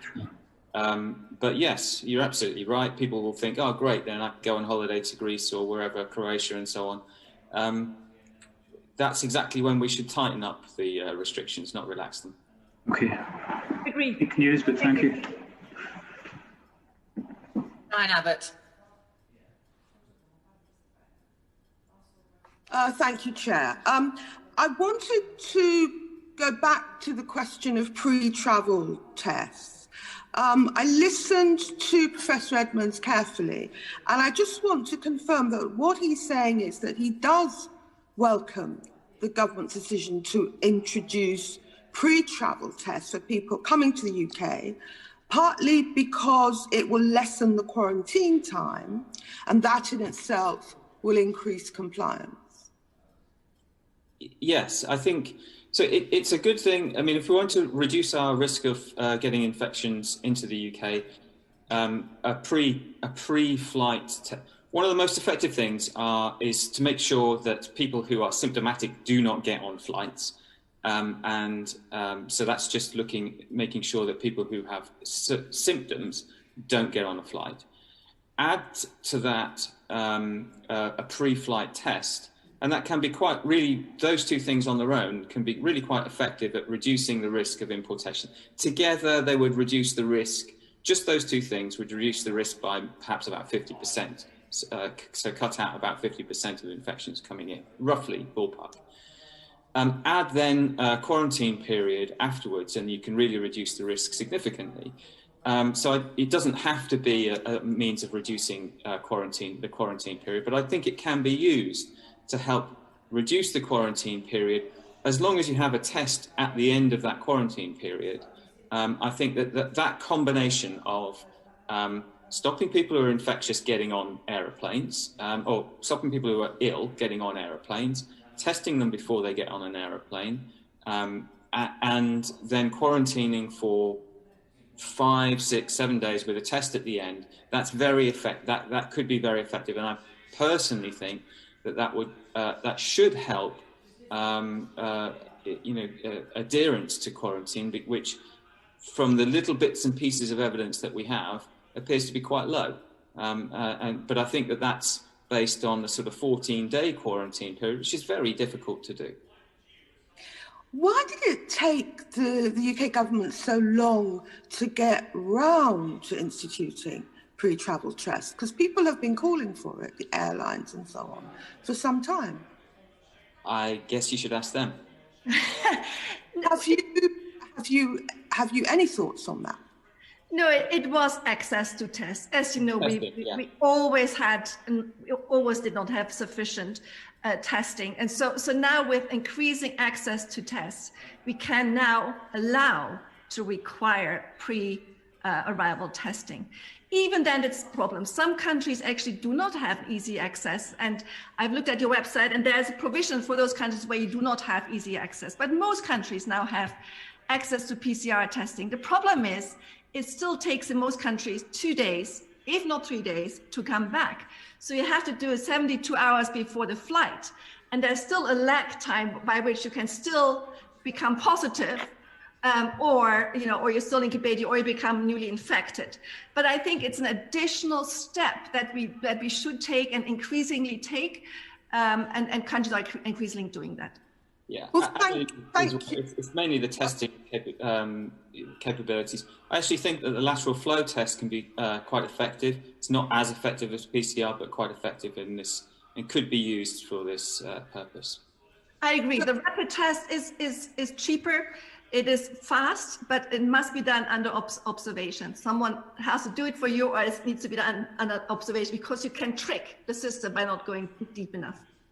Professor Wilder-Smith, first of all, thank you for your helpful reply about why the government took so long to bring in pre-travel tests. The committee would have been, you've helped the committee greatly. But can I ask, because you touched on this, what is the best kind of test? Yeah, so this deserves a discussion.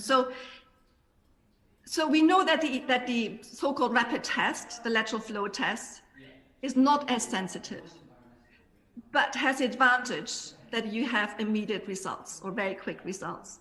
And I think we should now move towards more liberal use of the so-called rapid tests.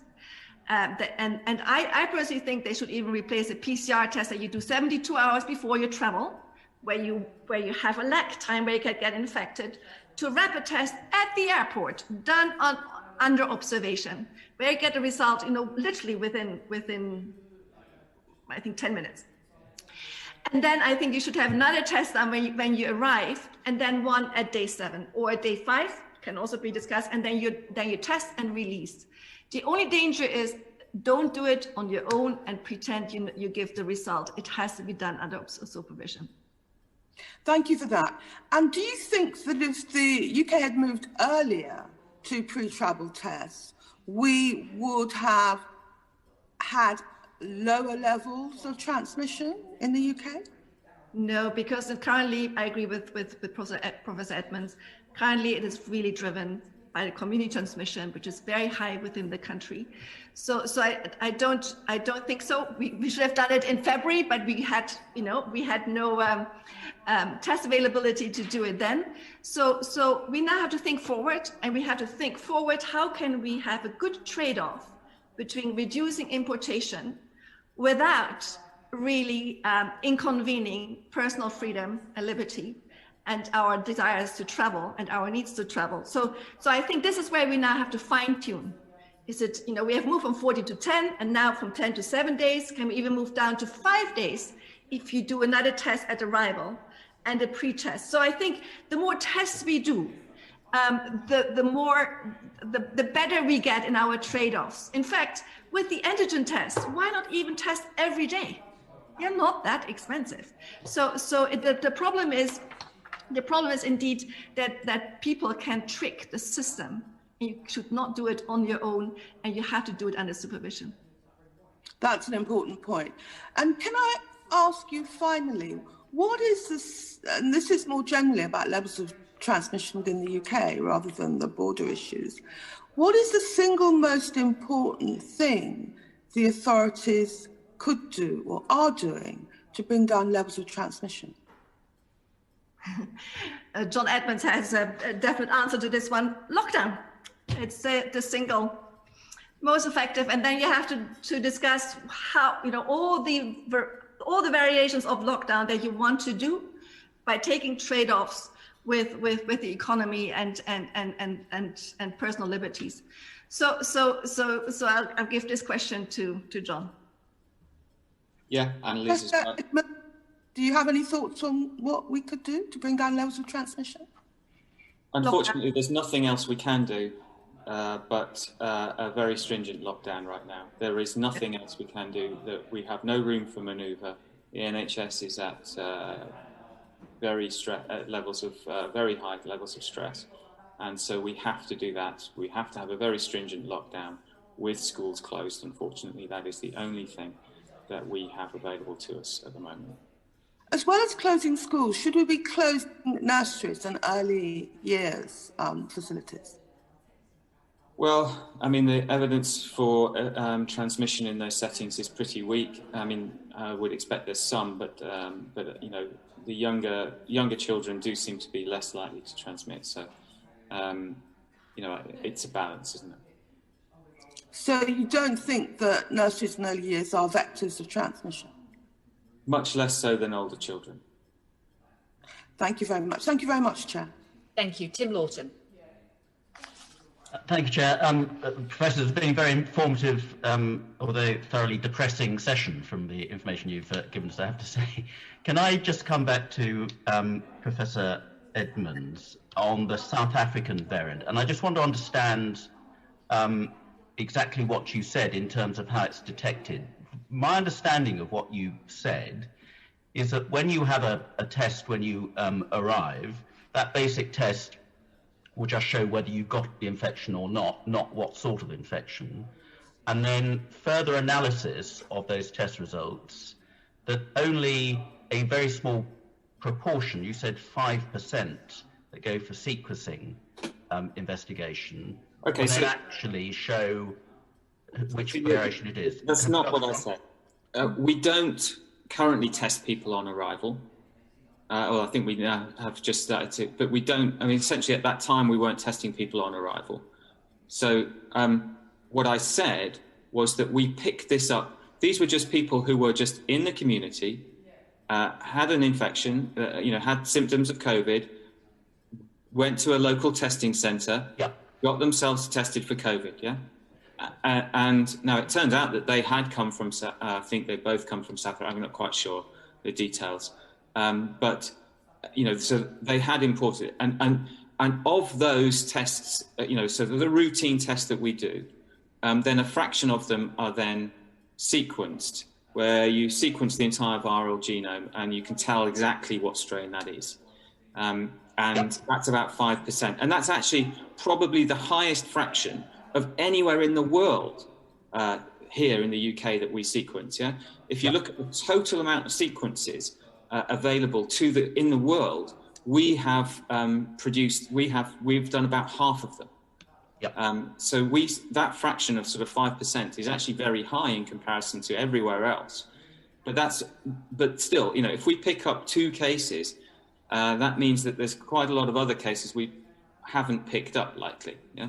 Sure. No, I think I was understanding you. I wasn't referring just to those who are tested when they come in, but for all of those people who are tested, it's only that fraction who then have further analysis that then shows it happens to be the South African strain. Correct. And the reason we have been able to do that is because we just happen to have the technology and the capability in the UK more so than other countries, which actually goes to show that perhaps the Kent strain, or whatever technical term it's been given, may have been prevalent in many other countries, even more prevalent in other countries. It was just that we picked it up quicker than anybody else because we had the technology to do it. But it may be lurking in other countries with people who've got COVID, but they haven't actually been able to analyse it to show that it's a Kent strain, let alone a South African strain or whatever other strains waiting to come down the tracks. Is that correct? Yes, absolutely correct. So, we know for sure that we have exported, or there are cases in other European, around the world, of the Kent strain, if we want to call it that.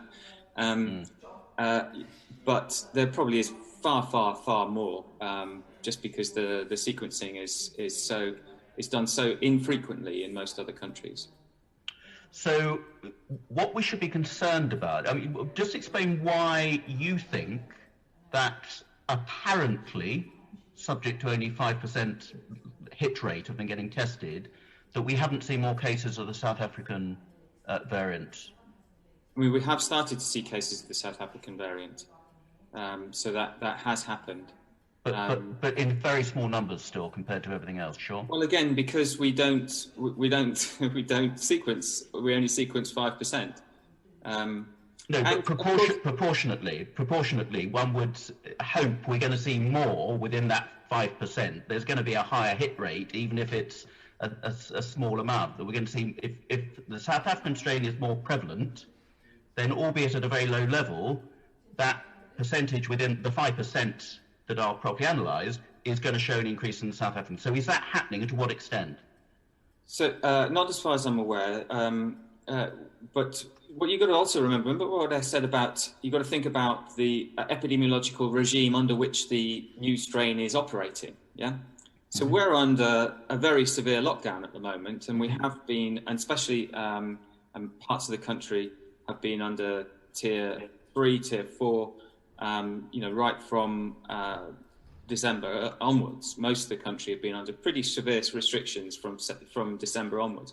Yep. Although we have imported these cases, the opportunity to spread is much reduced at the moment. And it's not clear that the South African strain is more transmissible than the wild type. So the strains that were spreading around in the UK before. And it may be, but it may not be. The advantage that the South African strain may have is that it evades the immune response. It might be that that's the advantage that it has. But here in the UK, we have far fewer people immune than in South Africa, because we've had far less cases in the UK. Yep. Now that's rapidly changing, of course. But that might be, so the advantage that it had in South Africa could be that it doesn't have such a great advantage in the UK because levels of immunity are lower.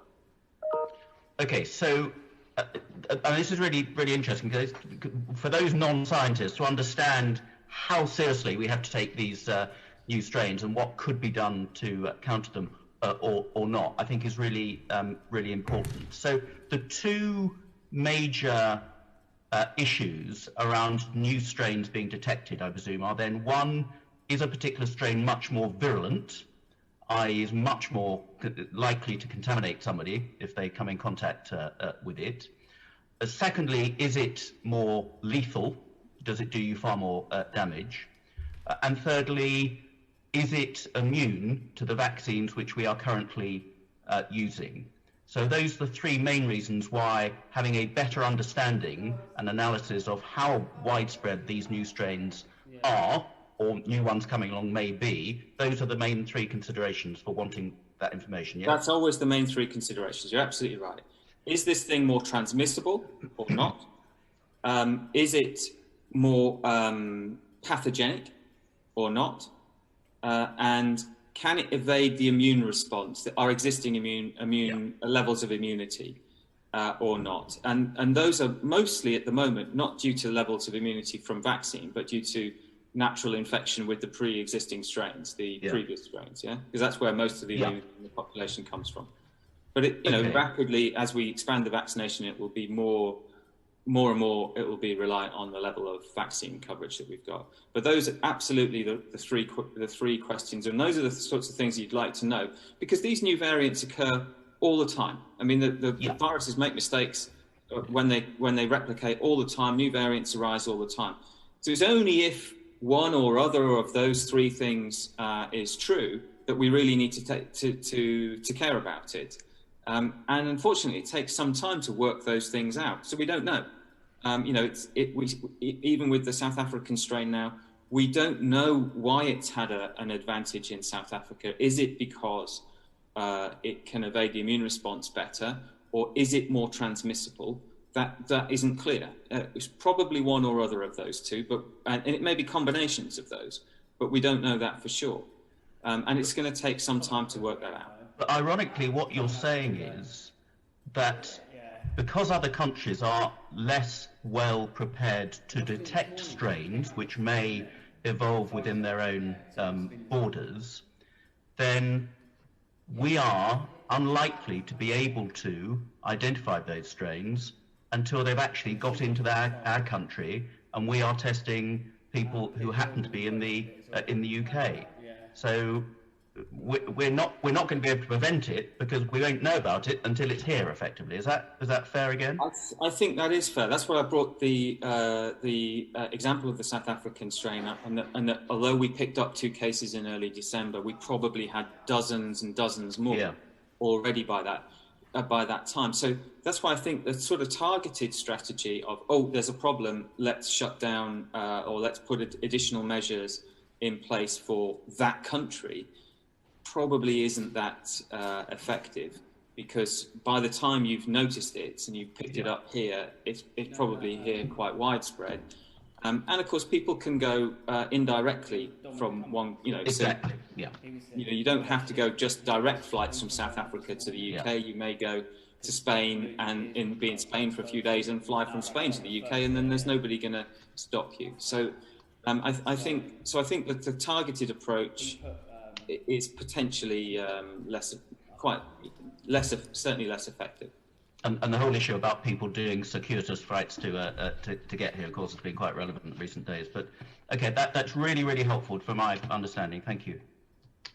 Thank you. Can I just follow up this a bit further? So our questions and interests are effectively about how we avoid a further wave, because we're looking at the border issues as opposed to the measures that we need to deal with the current wave, either because we get this wave back down and under control and then get further reinfections from abroad, or because, as seems the greater unknown but alarm at the moment, that we have new variants, new mutations that we may not have anticipated from anywhere else, that prevent either the vaccine working effectively or mean that we get a further wave.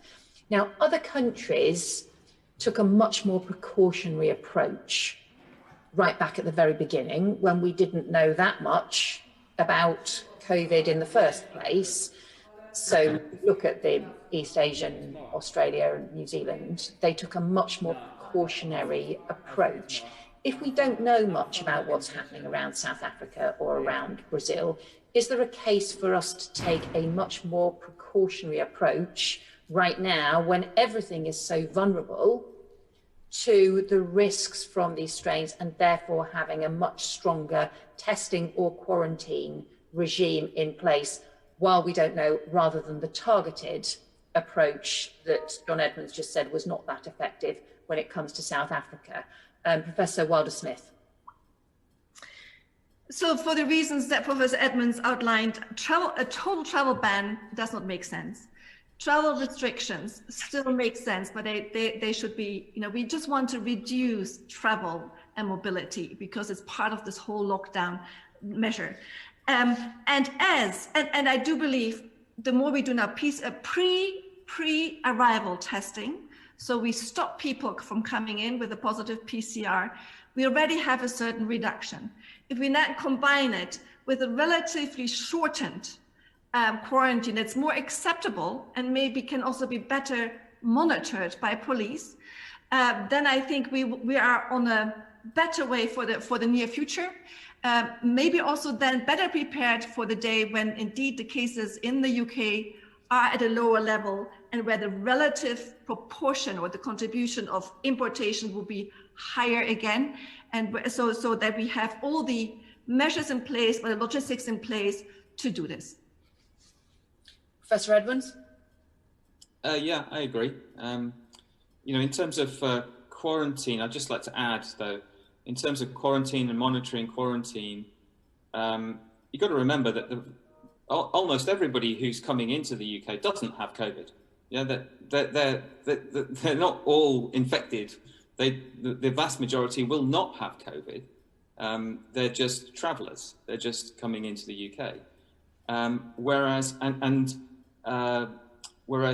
because we use quarantine for two groups of people. One, travellers coming into the UK, the vast majority of which will not actually have COVID.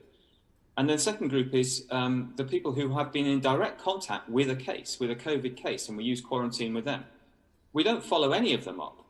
And if I was going to follow one group up and try and make sure that they stay in quarantine, it would be the latter, those who are in direct contact with a COVID case, endemic transmission. Obviously, if we could do them both, that would be great.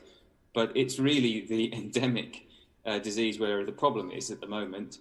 And our quarantine measures are pretty lax across the board, frankly. If we had our time again, and we were back in January 2020, and we were looking at the number of cases maybe starting to come in, we were looking at restrictions on Wuhan and so on, and we were looking at the measures that other countries were taking, New Zealand, Australia, Singapore, Hong Kong, South Korea. And at that time, the UK authorities were thinking, well, that's terribly disproportionate, isn't it? Most of the travellers coming in aren't going to be affected by anything. And so we didn't take measures then that we perhaps could have done. If we had our time again, with hindsight, given the huge damage we've seen wreaked on our NHS, our economy, on people's lives across the country, should we have done what Australia, New Zealand, Singapore, South Korea did? Professor Wilder-Smith? It's a philosophical question. Is it really worthwhile thinking back? We have to think forward. Obviously, in hindsight, we should have done much more travel restrictions and much better quarantine. Please allow me to add something to what Professor Edmunds said. The quarantine, the true quarantine of contacts of true cases must be implemented with police enforcement. In addition to that, and I do have a Singapore background, right? So in addition to that, I think we are far too lax with known positive cases to let them isolate voluntarily at home. And we know that household transmission is extremely high in the UK and everywhere else. I can just tell you, in Singapore, no single case of a person with a confirmed infection or illness would stay at home. They will all be isolated in special places. I think if we had to push in money, it would be a better contact tracing, with better enforcement of all the contacts for that quarantining for up to 10 days and testing in between. So we pull them out. And those who are truly positive, to truly isolate them and not just let them go home and stay and do whatever they like with their family members who then also go out again and transmit the disease. This is where our focus should be. And then just some practical questions, just in terms of, we've got the PCR testing coming in on Friday. Clearly, this time last year, we didn't have the resources or the tests in place to introduce testing. However, a lot of other countries seem to have introduced the pre-travel testing several months ago. France, I think, did it back in August. I think Spain and Greece and other countries started doing it in November. Are we behind the curve by not introducing that pre-travel testing until Friday? John? You know, it's always better to introduce these measures earlier, you know. Yeah. And then in terms of the additional layers of, there's obviously, so you've raised concern, there's about the 72-hour potential gap, that it would be better to have additional, even if it's lateral flow tests, supervised lateral flow tests at the airport on departure and then at the airport again on arrival. Is that right? That's the only one I disagree with Annelies about. I don't think there's any need for another test on arrival. I think even if there's a 72-hour gap, if what you wanted, if you were concerned about, let's suppose we became more alarmed about the South Africa variant or the Brazil variant and so on, are you not concerned about that 72-hour gap? Not particularly. So I think if you have a test done, I think it's better to do it closer. It is better. So all the modelling studies show that it is better to do that test the closer that you are to departure. This is where I think the lateral flow, you know, as Annelies was suggesting, the supervised lateral flow in the airport would be a good way to do it. What do you do with people who are positive? You know, that would be difficult to manage at the airport, of course. They've got their ticket, they've got all their stuff there, and they're hoping to get on the plane, and you tell them no. But I think, I personally think, yes, the closer to departure, the better, and therefore I think there is a role for lateral flow for that.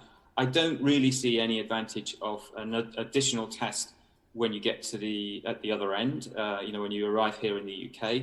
I think a test at 5 days is ideally with PCR, but again, you could use lateral flow at 5 days and then release, or 6 days or 7. You know, somewhere around that day, around that area, would be a very effective strategy. So may I come in? So I think we can't run away from the 72 hours, because we need to give them a chance not to have to pack and go to the airport. And therefore, I do argue for the arrival screening test, but also, and there's not only a modeling reason for this, or an epidemiological reason, it's a behavioral reason. When I know that I'm positive, I behave differently, and I may then not travel in a busy bus or train. So I think it will sharpen, it will enhance your self-isolation if you know you're positive. And why wait until 5 days when you can do it at the airport? Yeah, so that's the exact reason why I disagree with it as well, because if I know that I'm negative, or I think that I'm negative because I've had a lateral flow PCR test, lateral flow test on arrival, and I think I'm negative, therefore, am I going to comply with the 7 days of quarantine and the test at the end? Maybe not. That has to be then enforced. The 7 day has to be enforced, and the final test must be enforced as well, so you can go out. And so go to Lucy Moreton. I don't know if you're able to join us again. To ask about what happens in practice at the moment. People arrive, no testing. There will be some pre-testing by Friday, but then particularly for Heathrow, but also for other arrival centres, are people very often then going on in terms of onto public transport without any test in place? That's not something we collect direct statistics on, but yes, I mean, the only way out of Heathrow is going to be being collected by a member of your family, getting in a taxi or getting in public transport. There simply isn't another option. to leave. So they are going to leave Heathrow or any other airport in company with others to a greater or lesser extent. So the fact of so many people arriving and then going on to public transport, does that, again, if we're thinking about a South Africa variant or other countries would take a much stronger approach to that? Does that argue for having either arrivals testing or some other form or some other measures at the airport, quarantine hotels or whatever else it is that other countries do? Professor Wilder-Smith? I may not have totally followed. I personally believe that if another reason to be tested on arrival is when you're really positive, I would not send you on the mass train. You have to be escorted to a place where you're quarantined. If you're negative, then you can, you use your normal ways and then you go home, and then you may still become positive in the next few days, but at least you're not positive on the day when you are traveling. So there's another argument for arrival testing. I can only say the stricter you follow your quarantine, the better your outcome. If the quarantine or the isolate is not strict, then just don't bother. It's a drop in the ocean then. And Lucy Moreton, while we have you again, what are your members' concerns about the current passenger locator form process? The majority of their concerns centre around the fact that it appears to be unenforceable. We don't check the addresses. You've already heard from police colleagues this morning about the difficulty in going and actually checking to see whether individuals are where they say they're supposed to be. Inherently, if they have not gone to the place that they told us they were going to go, we've lost them. We're not going to find them. The UK is a very big place. Individuals can put whatever it is that they want into the passenger locator form. We don't query that. They then get onto mass transport in order to enter into the UK. They can move around with very little enforcement. And there is the byplay to this, that we know that the reported rate of verbal abuse of our staff, of Border Force staff, has gone through the roof since this came in. So passengers are not being told by carriers that they need to do it. They're discovering at the back of the airport hall that they need to do it, and they're understandably angry about this. And the first person that they see with a uniform happens to be one of our members. And that there's no trade-off, there's no benefit for this. The evidence that you just heard in the last couple of hours has been so clear that actually this has got very little benefit to the UK. And I'm really saddened that our members are being subject to excessive abuse and placed at risk, of course, from each other and from travellers who might be spreading the virus, to no particular gain to UK virus security. And that's a matter that really saddens us. I'm really sorry that your members are facing abuse. It's completely unacceptable. And can I ask you, just in terms of, do they provide, your members, are they told to provide public health advice and information to people when they arrive about quarantine, about the risks, about different things they're supposed to do? Very early on, before the passenger locator forms came into force, we were asked to hand out leaflets on behalf of the public health authorities. But beyond that, no, we don't have any information that we can give them. And Border Force are not trained public health staff. And so are those leaflets still being handed out? Where there are still stocks, they're available for passengers to collect, but they're not handed out routinely. The information that was contained in them is contained in the front page of the passenger locator form app when you go on to fill it in. But how many people read the front page of a form that they know they have to fill in? That's one for the behavioural scientists, I think. And some of the things that we hear from travellers reported who, when they compare their experience in other countries with their experience in the UK, they say things like, in other countries, they were given far more information. They were told what it was they had to do. In the UK, they feel like they're given very little, if sometimes no information. That in other countries, they've had their forms or details checked. In the UK, that they've not been. In other countries, they've had tests and been in quarantine until they've had test results. Again, in the UK, they've just gone straight onto the tube or the train or whatever. Does that sound accurate to you based on your members' experience? Yes, absolutely. Completely reflective. And in terms of the, is the introduction of the testing, the pre-travel testing on Friday, going to make any difference? Are you aware for your members? Are they going to have to do it? The only difference that it will make is if there is a carrier penalty. So if the carriers are penalised if they bring somebody in without a test, that will make a huge difference. Where we are at the moment with the locator forms, there's no penalty on the carriers, so there's no incentive for them to tell people about them. If the carriers don't board anyone who has not had the recent negative test, that is going to make a significant difference. It's safer in terms of virus transmission. Hearing the experts' reservations about the 72-hour period, and a test is only as good as the moment that you actually take it. It will also further reduce passenger traffic. I think that's probably inevitable. Are you expecting, are your members expecting to have to check when someone arrives whether they had a negative test within the last 72 hours? That instruction hasn't come out yet. Clearly someone's going to have to check. There's no point having a rule if you don't check. We're hoping that the carriers will check on boarding and that there will be some form of evidence, certificate, proof that they can show the Border Force officer on arrival. But ideally, we want both checks. There's no point discovering that they didn't comply and they haven't had a test when they arrive in the UK. That's too late. That needs to have been weeded out before they get on the aircraft in the first place. But exactly what those forms look like, what those certificates look like, what that proof or evidence is, how easy it is to falsify, we are not going to know by Friday what every single country's certificates of a negative test look like. We're going to have to take a fairly large chunk of that on trust. If it looks vaguely plausible, we're probably going to have to accept it. So this system comes in, I think, at 4 a.m. on Friday morning, and as of noon on Wednesday, you've not seen any details about how this is going to be checked and enforced? Not yet, no. That is a worry. May I share a personal story, though? My daughter had to fly from Switzerland to Edinburgh on KLM, and she did not have a PCR test, and they did not let her board.